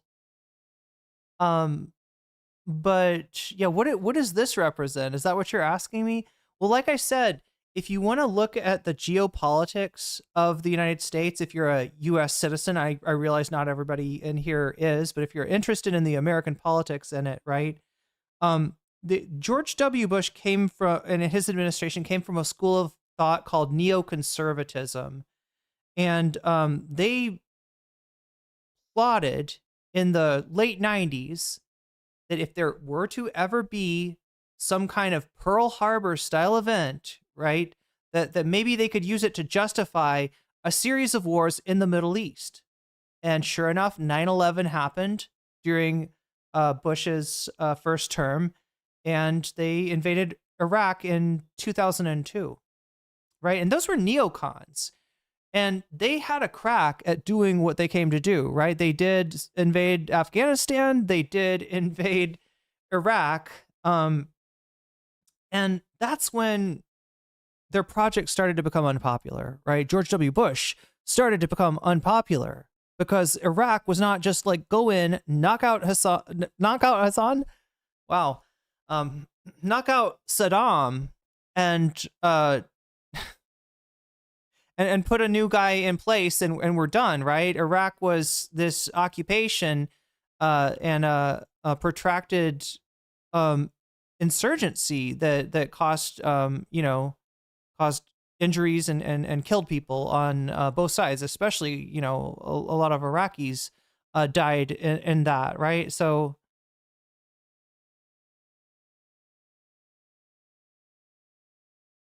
this is the difference between a regime change war and what Trump had done before, which is almost, chat, I compare it to wrestlers kayfabe, right? Trump's actions before in Operation Midnight Hammer, like it was kind of a one and done sort of deal, right? He blows up an area that Israel asks him to blow up and claims that there were all kinds of nuclear fuel being enriched there, getting ready to be weaponized, right? No real proof of that, but that was the claim, and so it's basically like a it's a promo, right? It's an act of theater. It's Trump saying, I'm a big man. I can attack Iran. And guess what? Bye-bye nuclear program. Ha ha ha. Right. And it's not true, but you can't exactly prove that. So I think the thought is that this will benefit him politically. I don't know, chat, because like his motives are getting harder and harder to understand as he sinks further and further into his own personal Bidenization. Trump is becoming Biden. He's becoming senile. He is making less sense. He is less capable of doing his job. The man looks like he's falling apart in front of it. In fact, chat, it's like almost like we're watching Primal, right? After Spear gets turned into the zombie. You just kind of like, wait a minute, is this guy? Is there like a guy here, or I don't know, chat. Look, we started this war in a strange time in Trump's life, possibly very near the end of his life. So, it's not looking good on so many fronts. It's good to see you in person. Alan, thank you very much for now. Alan Fisher in Washington there. If you're just joining us on Al Jazeera, it's just gone past 9:33 GMT.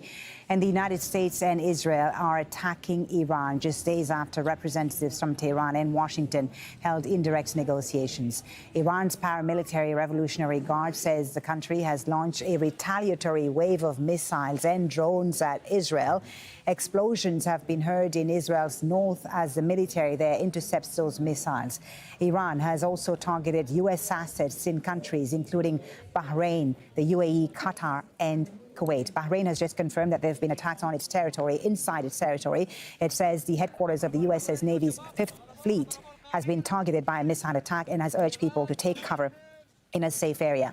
Loud explosions have also been heard in Abu Dhabi, the capital of the United Arab Emirates, which has announced the closure of its airspace, both temporarily and partially.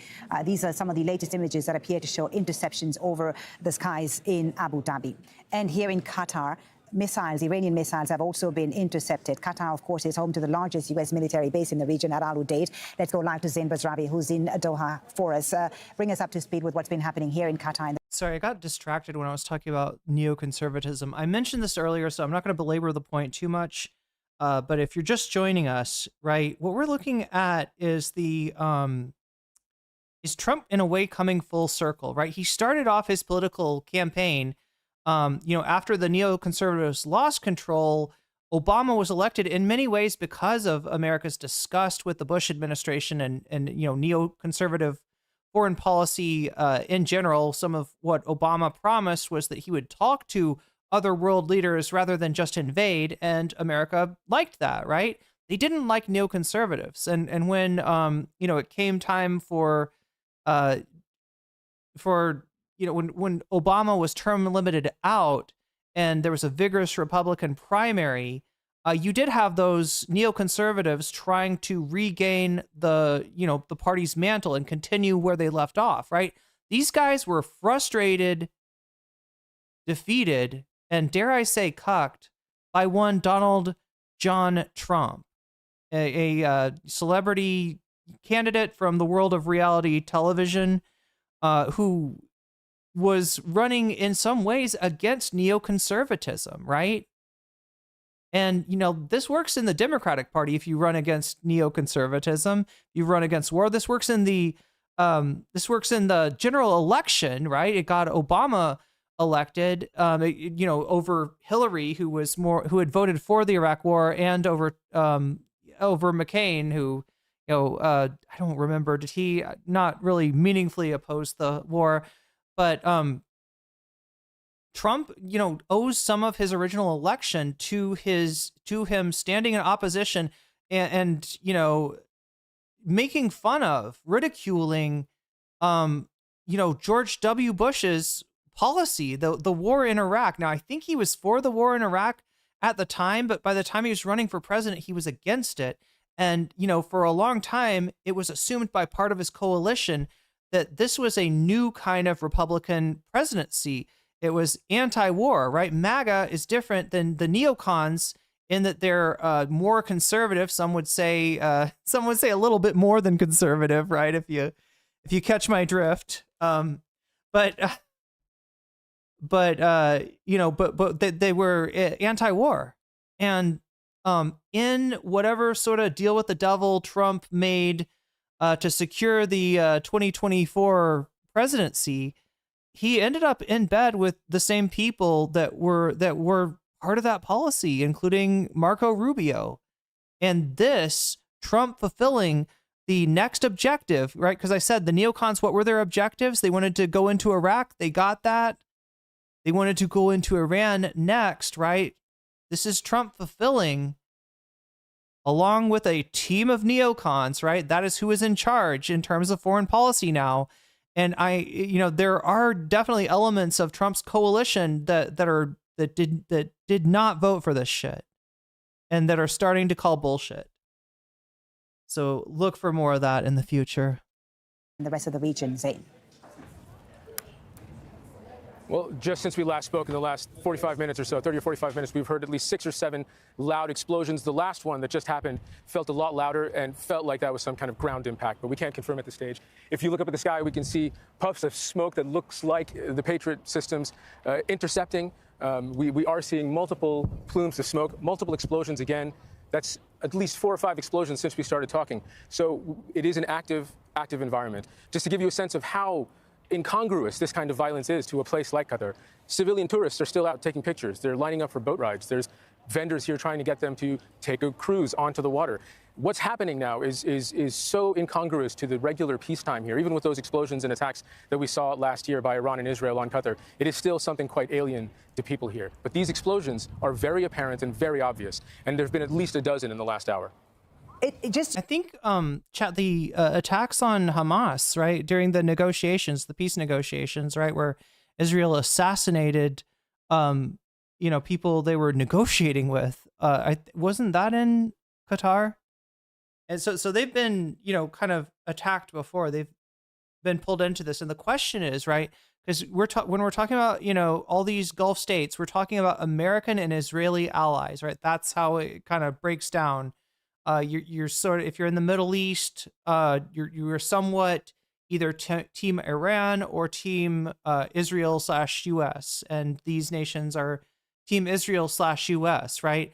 But they're right next to Iran, and now that they've started this war, the question is, like, what kind of pressure can they exert? Because they are valuable allies to the United States, right? It didn't stop them from being attacked. For having those targeted assassinations done in their country, but there should be some consideration, right? The question is, what is their response to getting hit? And again, it's probably mostly going to be U.S. assets, U.S. bases that are targeted in these countries. But what is their response going to be? Because they realize that if Iran is only attacking U.S. stuff there, they're somewhat holding back still, right? So yeah, there's. Just to clarify for our viewers, these explosions are interceptions, right? Okay. That's what it seems to be at the moment. That's what it seems to be. Yeah. I can tell you that we were here. We heard one explosion that we felt on the ground. Yeah, we're hearing another alert.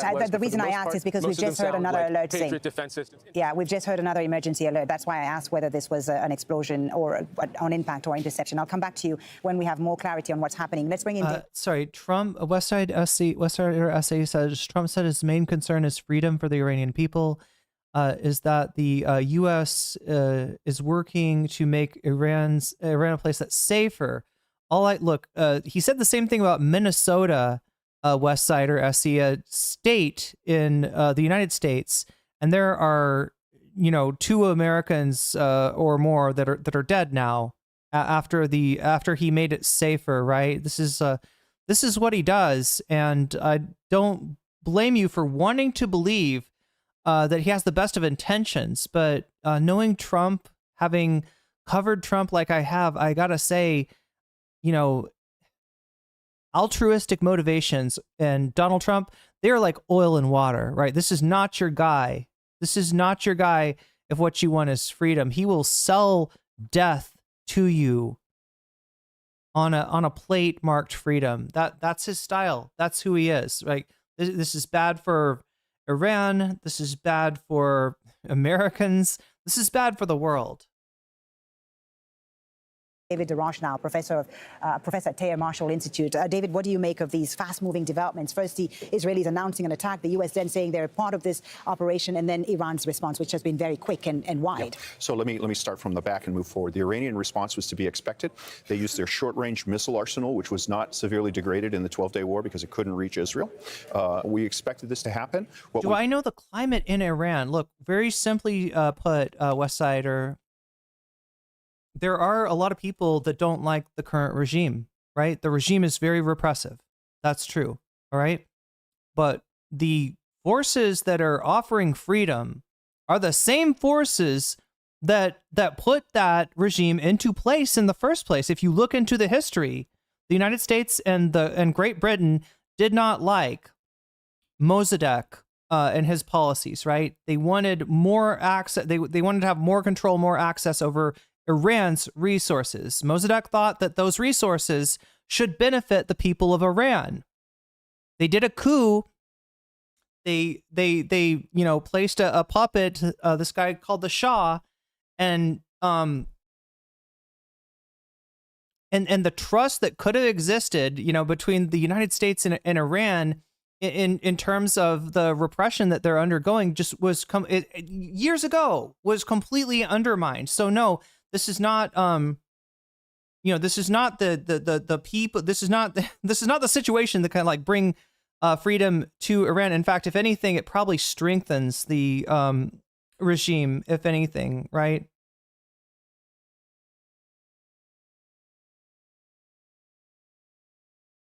But yeah, I mean, this has been going for a long time. The series of events that set into motion what we're seeing today, the culmination of Donald Trump transforming from a political force of nature that spit in the face of neoconservatism to a neoconservative in his own right, is what we're seeing right now.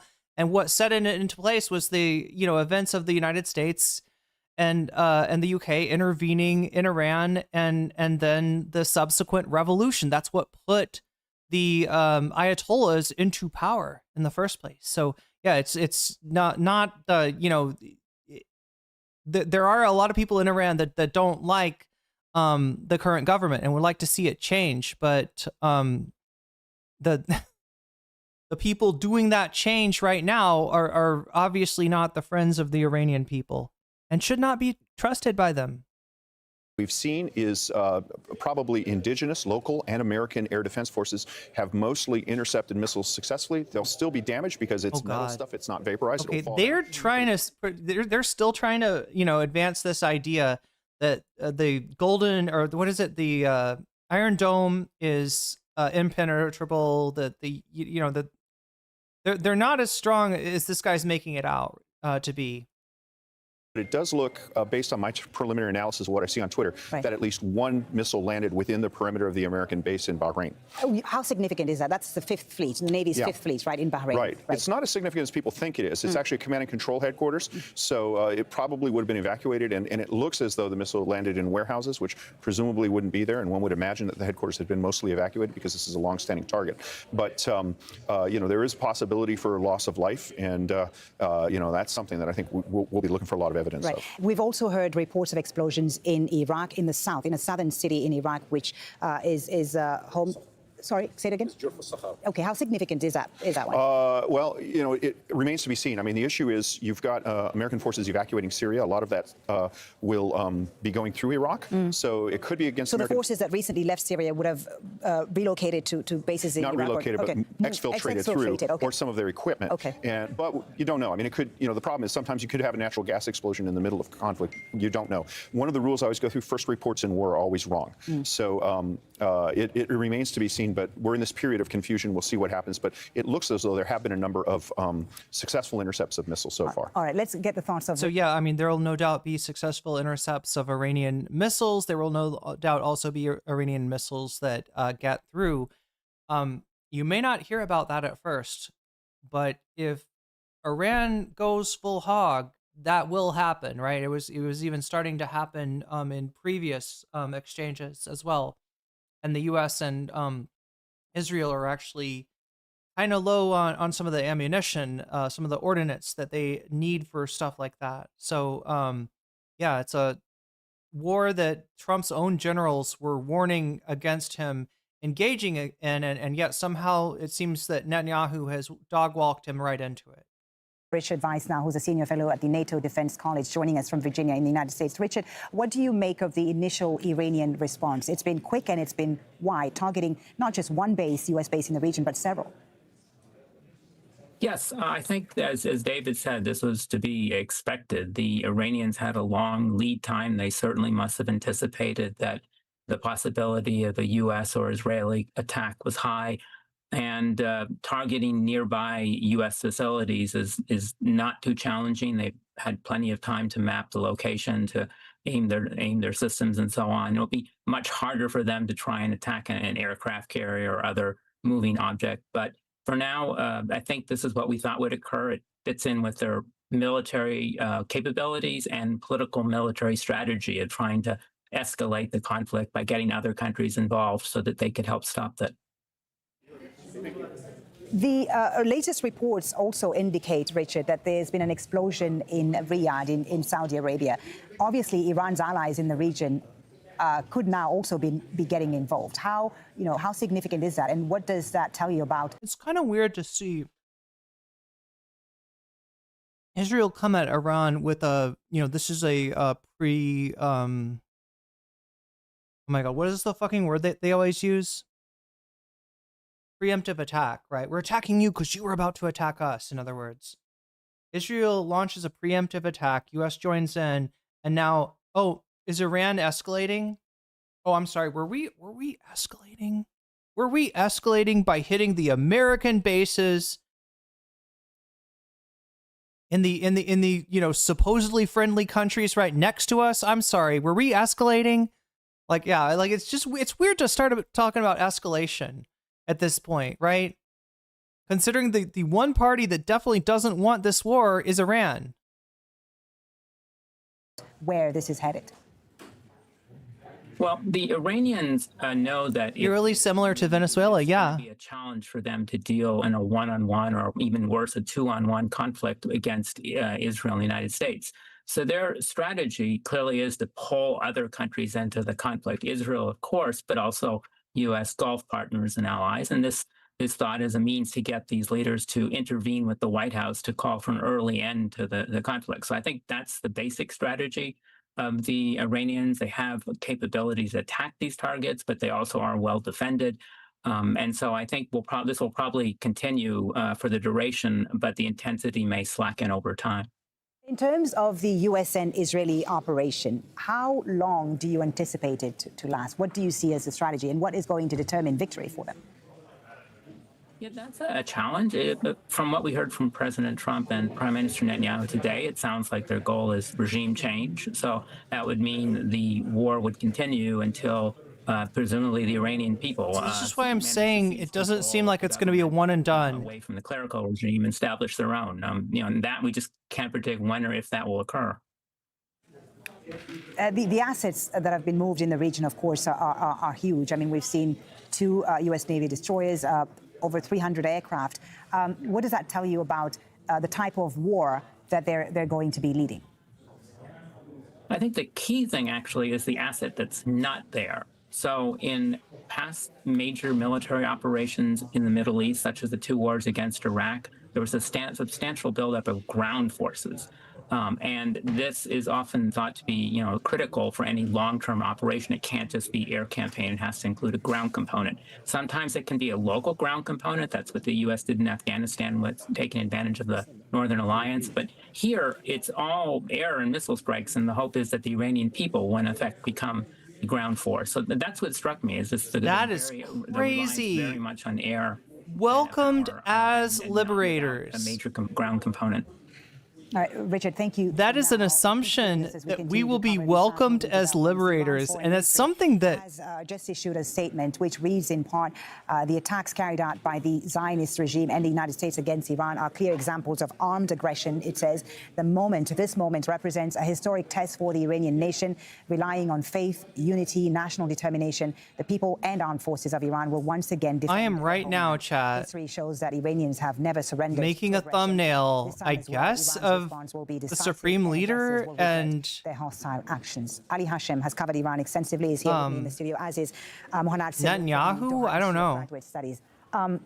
The Iranian response seems to be a very wide one. I just know that the thumbnail that I made of Candace is not appropriate. Heard in Abu Dhabi, as well as one now in Dubai and Riyadh. The whole region. Significant. Ali. Actually, we are seeing now continuous retaliation from I hate Israel and towards the regional countries that host American bases. But this is taking this whole. But Dubai conflict. doesn't host American bases, from what I know. I don't know. I mean, we just heard now, Dubai. Yeah. So it seems this is getting really complicated. It's getting out of control in a way, and it's putting pressure not only on the United States. Directly, but on allies of the United States in the region. Right, but can Iran sustain this, though? But this is the issue. Yeah, can Iran sustain this? How clearly it's an initial, looks like anyway, an initial show of force by the Iranians saying, this is what we can do, but how long can this sustain? This also risks that these countries might retaliate towards Iran. Do you think? True. I mean, this is one of the possibilities. When Iran is attacking Saudi Arabia, there is a possibility that Saudi Arabia might retaliate. Do we know, I know it's early days and I'm putting you on the spot there. It's early hours, of course. Is a strike or explosion in Saudi Arabia, would that have come directly from Iran or Iran's allies, the Houthis in nearby Yemen? Well, for now, we don't have any reports of activation of missiles or launch of missiles from Yemen or from Iraq till the moment. But there is a possibility that there might be. So we're just taking the reports that are arriving for now. We know that there are launches from Iran, several launches. And as I told you before, just contrary to what happened in the last war, this time the Iranians are quick.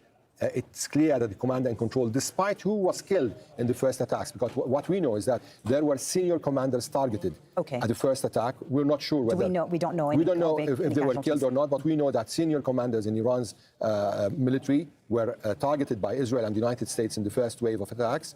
But despite that, it seems that command and control is working normally as far as their launches towards Israel, and there are also continuous and parallel launches towards the regional countries. Mohanad Seloon, the Iranian response, as Ali said, has come quick. It's come fast. It's a wide one as well, given the countries that have been targeted. But is it a sustainable one?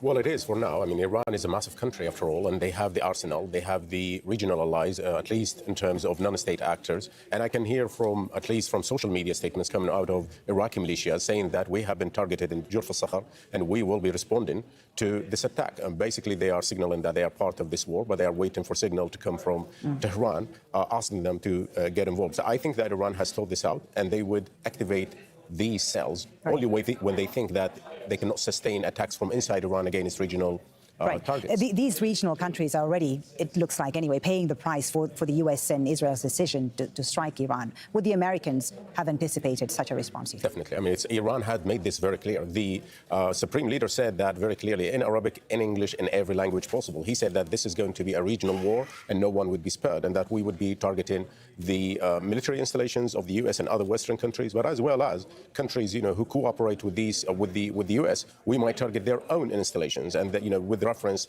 to countries that would contribute or support this war. And already Iran has named that Bahrain, UAE, and other countries in the region are collaborating with the US and Israel against it, and they deem them as de facto enemies. Right.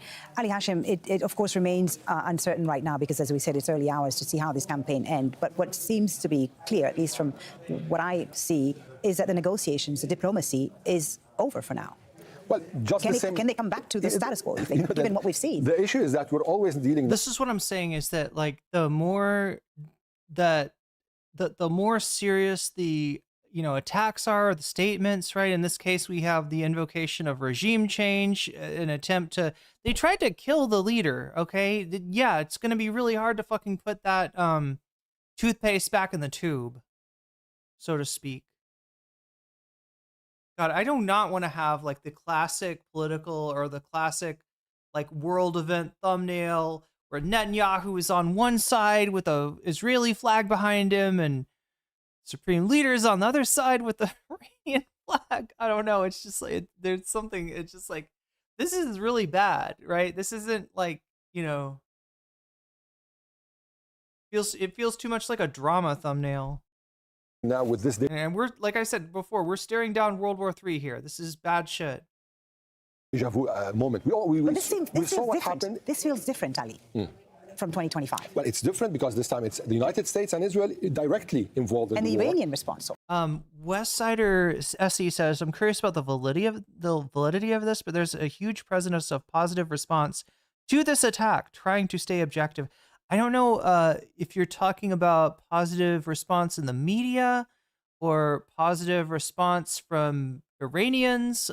You know, from what I can tell, there's not a lot that's getting in or out of Iran at the moment, so it's kind of hard to judge that. There definitely are people that are anti-regime and that might look to, you know, the United States, as ridiculous as it is, for some sort of but see, the thing is, like if you're an Iranian citizen and you're trying to put together like a coalition, to face down the regime, right? And you're like, yes, United States, yes, Israel, you just lost like half of your coalition, right? These are people that have made Iranians miserable. So, you're actually, by doing this kind of thing, you're weakening the forces that supposedly, if you're trying to, spur regime change or give them, give dissident forces a chance to take over in Iran or whatever like that, you're actually hurting those forces by associating them with you. Absolutely, the whole picture is different, but the things that preceded the moment, the negotiations that preceded the talks, the threats that preceded the talks, they're all almost the same. Now, yeah, so you're going to see that, and we saw this last time too, right? We saw straight up, oh no, sorry, this was Venezuela. There was AI images, so watch out for that too. Like a lot of the stuff that you're going to see at the moment is going to be spin, especially if it's from the media. Especially if it's American media, you got to understand that American media is in bed with the military-industrial complex. That is the business, chat, and I'm not fucking kidding you when I say this, the business of murder. Murder, Inc., right? These are the companies that make the weapons that kill, hundreds of thousands of people in Gaza, right? And the United States, there's interest in the United States that get money every time there's war or rumors of war. So you got to understand that, yeah, there's a lot of incentive to support this kind of shit. Like every time there's a military conflict, these ghouls get their beaks wet. The Iranian reaction was different from the first time. And the main issue here is that, will there be any more diplomacy after this war? Or will diplomacy end this war? Because these are big questions. They all depend on, first of all, your question to Mohammed on the sustainability, how much the Iranians will be able to be resilient, how much they will be able to launch rockets. But is the Iranian regime's main and sole objective right now, is it survival? Well, it's clear, because the main objective the United States and Israel put there is topping the regime. So survival for the regime will mean that at least they made the objectives fail. So this is the main objective for them. If they keep alive, if they're there, if the system do not collapse. Right, that's what I was going to ask. What does survival look like for the regime? It's not just about a figurehead. No, not at all. It's not about the figure. It's mainly about the system continuing. It's about the Islamic Republic, the establishment continuing, and going to talks after the war or diplomacy to end the war. This is something else. But thanks for talking us through this insanity. Hey, it's what I do, right? Or what they call I've got a vested interest in people being able to put this stuff in proper historical framework so that we can actually learn from the past and not make the same mistakes. And Ali, Iran's Supreme National Security Council has just issued a statement. It reads, according to the information obtained from these two corrupt regimes, referring, of course, to the Israelis and Americans, their operations will continue in Tehran and some other cities. The government has already prepared all the needs of society, and there is no concern about the supply of public necessities. Schools and universities will be closed until further notice. Banks will continue to serve the dear nation of Iran. Government offices will operate at 50% capacity for the time being. So a statement there from Iran's National Security Council. Let's go to Mohammed Val in Tehran for an update on the situation on the ground. Mohammed, what's been happening there? Yes, fully. Just about 15 to 20 minutes ago, we had new explosions here in Tehran. We couldn't locate the exact targets of those explosions, but that's clearly an indication of the continuation of this operation, as has been promised by the American president. Iranians also are bracing for this, and as you just mentioned, the Supreme National Council, Security Council, has announced that this is going to be an ongoing operation, and that people have to take shelter in safe areas. They have to avoid going to unsafe places. And that there are also reassurances, on the other hand, that the banks will continue to function, but some of the schools and universities will be closing for the moment until further notice. And it has advised people not to rush to stockpile on commodities, because there is enough of those commodities, that the government has been taking the necessary precaution measures for this. It does so that sound there will be no crisis in like food or any other facilities or amenities. So the government basically saying Iran under saw control, this that it coming, is, and like I said, it'd be, gearing up you its know, defenses. The air defense systems are in full action mode inside Tehran and other locations. I can't simply keep track of the number of cities that are being attacked. It is getting to be a very long list now. The latest was Oromia in the northwest, Dizvul. Also, you have Bandar Abbas, Isfahan, Qum. All across the country, you have cities, Shiraz also, that have been targeted. It seems to me that this is no longer just a campaign that is focused on nuclear sites in Iran. This is a very wide range of targets, including government facilities, defense ministry facilities, and also the Iranian army and the Iranian National Guard. As the Americans said, clearly this is a campaign that is going to be continuous until probably regime change can be effected in the country. What about the Iranian people, Mohammed? We heard there from the National Security Council that provisions have been made. There's enough, food and so on. But Iranians would have also made preparations ahead of this. Well, look, I have been following the situation here in Tehran only since I arrived just 1 day ago, and today we are really short on updates because of this blackout. There is a report from an international agency that is monitoring internet in Tehran. It is saying that 96% of the national network has been blocked. So we're not really able to follow on social media and listen or reading what people are saying. But we know from the previous situations, and also we know from the recent days and weeks, that the Iranians are divided, a little bit divided about this. Some of them have been protesting against the government in charge, and they are probably willing to see some kind of change. But that contradicts the need, even among these people, for safety, personal safety, safety for their families, and so on. And now that this campaign is taking place all across Iran, nobody is safe in this war. And you have also the people, the millions of people who are supporting the regime, and they have been demonstrating in the streets. We have seen that on occasion. They are also against this war. Everybody is preparing for the worst. Everybody wants to stay safe, but everybody also is dreaming of some kind of outcome that suits what they like to see happening in the country. Yeah, everyone, as you say, Mohammed, preparing for the worst, including people in the region, not just in Iran and Israel. Iran has launched several retaliatory strikes on U.S. assets in the region, including in Bahrain, which has confirmed that there have been attacks inside its territory. It also says the headquarters of the U.S. Navy's 5th Fleet has been targeted by a missile attack and has urged people to take cover in a safe area. Loud explosions have been heard in Abu Dhabi, the capital of the United Arab Emirates, which has announced the closure of its airspace, both temporarily and partially. These are some of the latest images that appear to show interceptions over the skies. And interceptions of Iranian missiles also here in Qatar, which is home to the largest U.S. military base in the region, Al Udeid. Let's check in with Axel Zaimovic, who's in Doha. Axel, bring us up to speed with what's been happening here. There have been several missiles intercepted here in Qatar. Well, that's correct, Foley. We're actually standing at a location where we saw firsthand that these active Qatar's air defense operations are unfolding, but we see their intercepted missiles coming to the direction of the city of Doha. And not long ago, we actually saw that the smoke is actually coming from the direction of the old port. And that goes really with lines what the Qatar official statement says here, that everybody should stay indoors. And they keep urging population, not just people living here, not foreign nationals, but everybody in the country to stay indoors, because this situation is rapidly moving and it's quite changing quickly on the ground. But we also have another warning coming from the U.S.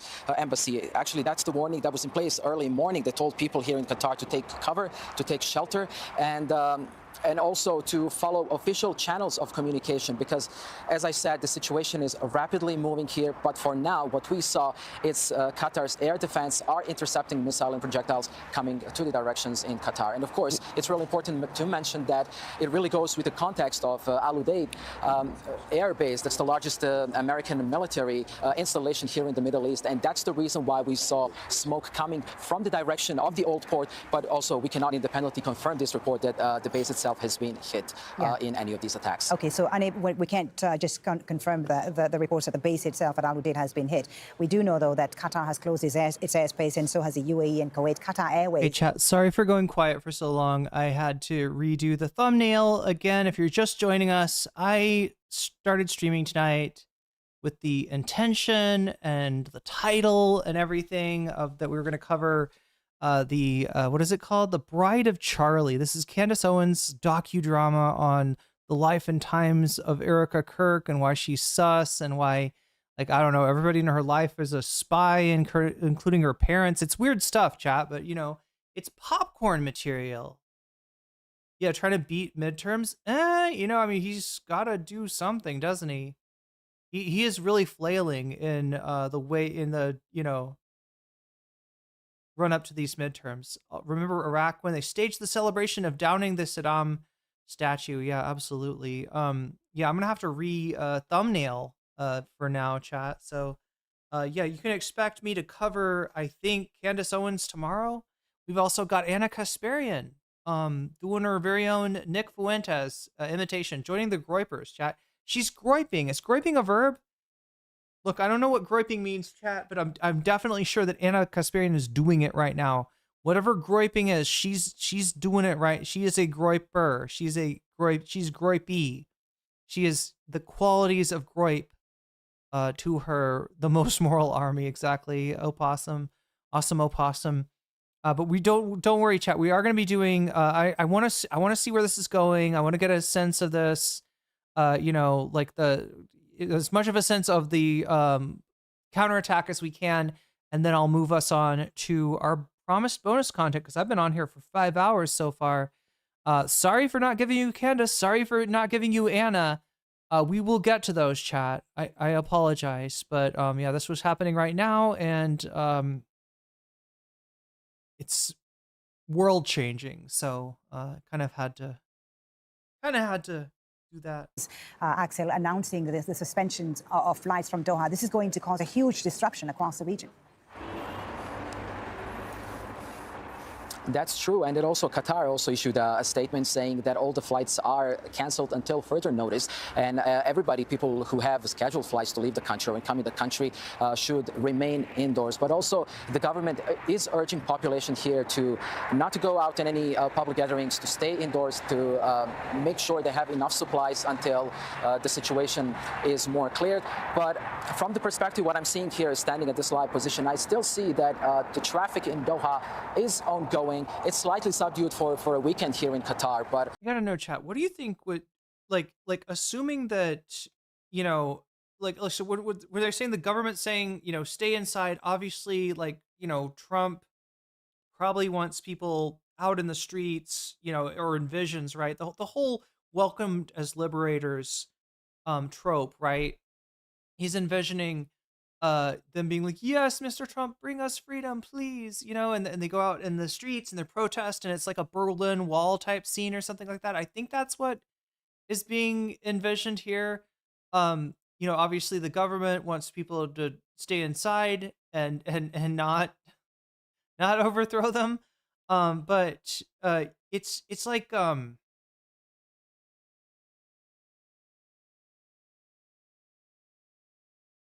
can you imagine Trump putting so like what we're gonna have, chat, potentially is Trump trying to stir unrest in Iran? Can you imagine what would happen if, like, another country, if there was, like, you know, another situation like Minnesota and Canada was like, oh yeah, this is like those Americans should really rise up and let Donald Trump know who's boss. They should really rise up. They should stop the, you know what I mean? How much of that do you think Trump would put up with? It's a really, anyway, it's evident of the power imbalance that we got going on here. It's really, really important to follow official channels of the communication, and the government is urging everybody not to cause panic and not to take any unnecessary journeys in this particular moment. Look. So, Axel, what a catch. In Iran right now, if you drive your car alone, you're basically driving with Trump. Trump's in the passenger. You can just envision Trump in the passenger seat. The authorities saying briefly, if you can, in just a minute, if you can, or Netanyahu, what might happen tomorrow, whether schools and offices will be open tomorrow, whether the airspace will reopen soon. Well, from this perspective, it's really early to say how this situation is going to unfold in the future. But what we know is that some public entities have advised their employees to... Janet Doe, we actually have them doing, Israel's doing it. Yeah, like U.S. does this shit all the time. U.S. shit does this all the time. Essentially work from home until further notice, because it's oh, yeah, and you could say they're, Israel's doing that right now in Gaza, right? They're trying to, it seems like they're trying to put into power like criminal and or terrorist elements to supplant any form of like law enforcement of any form of like Gazan law enforcement. In which direction this entire regional conflict might go, but what we know is okay. So the PMF in just a Shia paramilitary faction in Iran confirmed the U.S. struck their base. The U.S. struck. Oh, wait. So this was during the first wave. Was this during the attacks on Iran? They also hit a Shia faction. So it essentially forces more or less loyal to Iran or allied with Iran in Iraq, right? Just southwest of Baghdad, Iran confirmed the first wave of strikes against Iran included 7 missile strikes near the president. Yeah. So they were attempting a decapitation strike, that is to, literally kill as much of the government, as much of the high, officials, right, in order to cause confusion in their response. Several military officials and politicians were killed as they were attending a parliament session. Yeah. Everybody should exercise caution, and as I've been repeating, it's just to basically stay indoors. That's the only most accurate and relevant information that we're getting from the government at this point. Axel, thank you very much for now. Axel Zaimovic in Doha there for us. If you're just joining us on Al Jazeera, it's just past 10 GMT. I'm Fully Batibo, and you're watching Al Jazeera's continuing coverage of the U.S. and Israel's attacks on Iran. Iran has retaliated by launching a wave of missiles at Israel and at U.S. assets across the region. The joint U.S.-Israel attack began in the capital of Tehran, but has now spread across the country in what the United States has called Operation Epic Fury. The Israeli military says it struck dozens of military...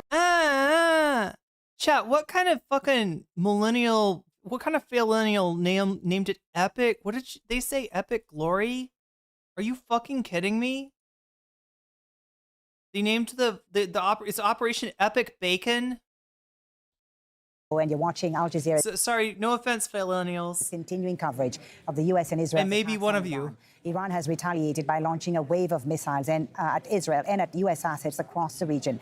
The joint U.S.-Israel attack began in the capital of Tehran, but has now spread across the country in what the United States has called Operation Epic Fury.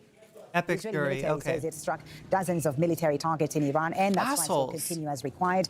Iran. Everyone is 12 confirmed, yeah. Services. It's also vowed that its response to the attack will be, quote, crushing. Now, this, of course, is happening just days after representatives from Tehran and Washington held indirect nuclear talks in Geneva. Let's show you some of the latest video we're seeing, which shows a low-lying flying fighter jet in the skies over the Iranian capital. Iranians have been hearing the sounds of jets and explosions throughout this Saturday morning.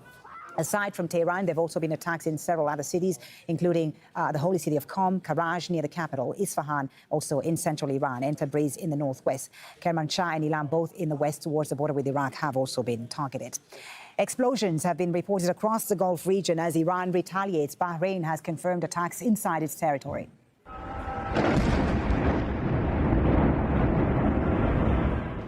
These are some of the latest images we're receiving. Bahrain says the headquarters of the U.S. Navy's 5th Fleet has been targeted by a missile attack. The government is urging people to take cover in a safe area. Bahrain's National Communications Center has also issued a statement which says The attacks are a flagrant violation of Bahrain's sovereignty and security. The government of the Kingdom of Bahrain has issued a strong condemnation of these hostile attacks, describing them as a direct threat to the kingdom's security and to the safety of its citizens and residents. The statement also says that Bahrain reserves its full right to respond and to take all necessary measures to safeguard its national security and protect its sovereignty in coordination with its allies. And I'm going to say this, okay? Loud explosions. If Iran made these attacks on these Gulf states, it must have some reason to believe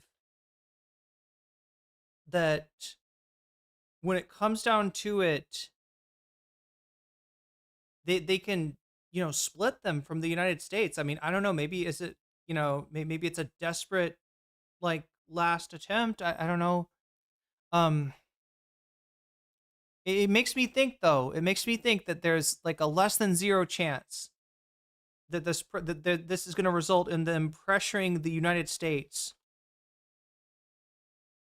Have also been heard in Abu Dhabi, the capital of the United Arab Emirates, which has announced it will partially and temporarily close its airspace.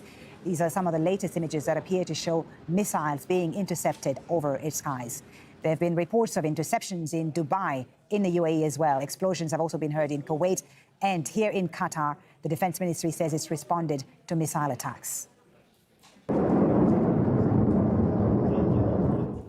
These are pictures from here, the Qatari capital, Doha. Qatar's defense ministry confirming that missiles were intercepted using a Patriot defense system. Multiple mobile alerts have been sent out. All residents have been urged to take shelter. Well, we have correspondents across the world covering these latest developments in Washington, D.C., here in Doha, in Beirut, Lebanon, in Ramallah, in the occupied West Bank. Let's bring in Mohammed Var first, who's in Iran's capital, Tehran. Mohammed, bring us up to speed with what's been happening these last few hours, where the Israeli and U.S. strikes have hit Iran. Yes, fully, we can confirm that just a while ago, maybe more than half an hour ago, new explosion sounds have been heard here in Tehran. We couldn't verify the locations because of the blackout on the internet and the lack of communication with our sources. But that's an indication of the continuation of this operation, because just earlier today we were talking about, people were asking whether this is just one attack or one wave of attacks and that's it. But now it's clearly, and it has been also expressed by Americans themselves, that this is going to be a sustained operation against Iran. The Iranian Foreign Ministry has just, through its spokesperson, Ismail Baqoi, has just announced that Iran has only good intentions towards its neighbors in the region, but Iran has always confirmed that it is going to defend itself, and that if attacks from the enemy forces come from those countries, neighboring countries, Iran has to defend itself, and that's its legitimate right according to the United Nations Charter.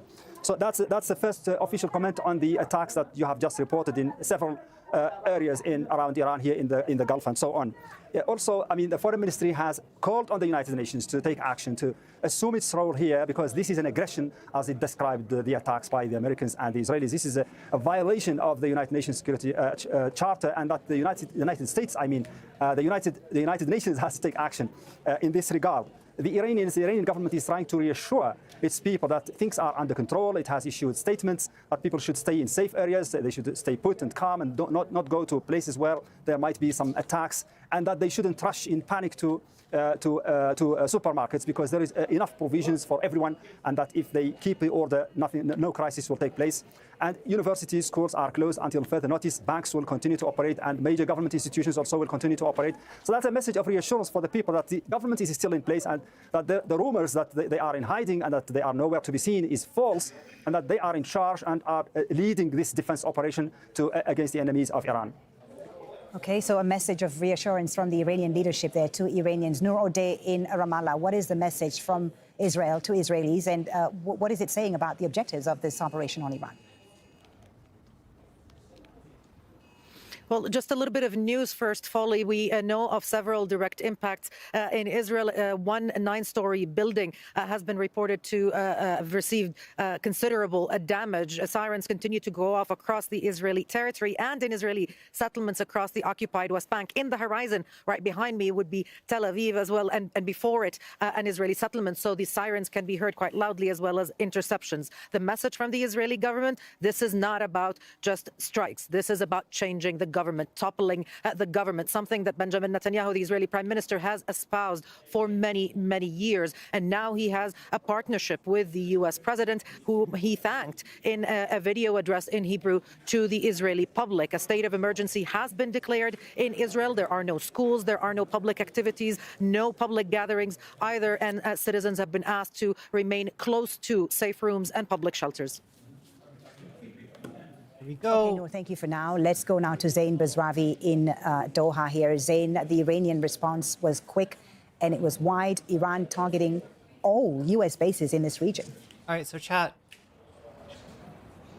Kind of winding down our Iran coverage for today. If you want to join us, I'm going to be talking about, what am I talking about, chat? What have you got me talking about today? That's what I wonder. Bases, the Fifth Fleet in Bahrain, Central Command. Let me go look really quick. Every one of them has come under some kind of attack. What are you voting for? In the last few hours, we've heard at least a dozen explosions. Tyler Oliveira's downfall? Okay. Missiles intercepting incoming. That's ahead by 2 points, chat. We did see on social media smoke rising over what looked like a part of Doha. We did. Hutch complains about Sam Cedar in second place. There was a plume of smoke rising. Diorio in third place, and but it is still a Reddit mod drama in fourth place. Exactly what was happening. But it has been a very busy morning. It has been a very tense morning with a number of explosions ongoing. Qatar's interior minister putting out a statement saying everyone must comply and adhere to staying in their homes or in a safe place. Everyone must refrain from going out except for the utmost necessity. And this it looks like that's what we're going to go with, chat. It looks like we're going to do Tyler Oliveira. In cities like those here in the GCC, there are still tourists out and about taking photographs. There are people trying to get them to take boat rides. And so we don't see Qatar enforcing this shelter in place. Yeah, no, I agree. Take no prisoners. It's a weird thing to talk about but the warning from the U.S. Iranian aggression in the face of, an attempt at regime change. Would indicate that they are prepared. They are perhaps all the bad faith negotiation that once again Zain, thank you very much. Was just, US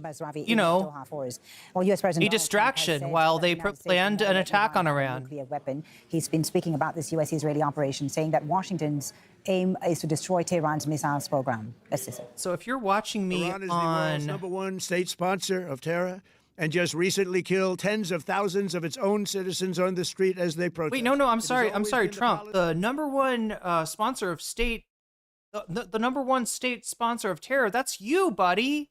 That's you. Oh my God, you literally hired the Proud Boys to be your Gestapo and cheered them on as they shot Americans in the face. God damn, you want to talk to me about... Anyway, chat. If you're watching me on Shorts, understand that we're about to finish the stream on Iran, and we're going to be refocusing our focus. God, I can't think of how to speak English. Irene, let me try. Okay. Tyler Oliveira, you may have heard of. This is a guy that did a eating the cats, eating the dogs video, trying to claim that Haitians in Springfield were making dinner out of people's pets, crazy shit like that.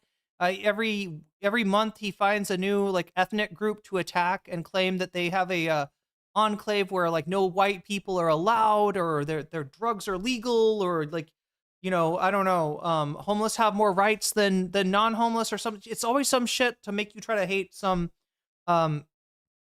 marginalized person. So anyway, this week or this month, it's been Orthodox Jews, actually. It's been Hasidic Jews, I think, in specific, and he's doing content on those communities, and this time he actually got his Patreon yoinked, right? All the other racist shit that he's done, this guy does nothing but racism. No problems so far, and he gets it yoinked for what I do feel are two pretty actually anti-Semitic videos. So there you go. Anyway, we're gonna watch, see what's up with Tyler Oliveira in just a second. But yeah, just click on, let's see, this right here if you want to join us and you're watching on Shorts, because the stream is going to continue on not Shorts. All right, there's another stream going on right now that's this way instead of this way, and if you want to join it, click that button. I've just put it on what is it called? I pinned it, right? So you can click on that. Otherwise, you might even get rated in. So I'm going to end the short stream, and I'm going to begin sorry, I'm going to read you. I don't know. What am I saying? I'm going to end the short stream. Boom, end. Wait, did I do it? No, I don't think I did. I don't think I did. I think I hit the wrong thing, didn't I? Wait. Oh, I'm so confused. Oh, wait, I know. End stream, and it's going to rate into that. Okay, got it. Wait. It just hasn't updated the thumbnail. That's all I'm confused by. All right.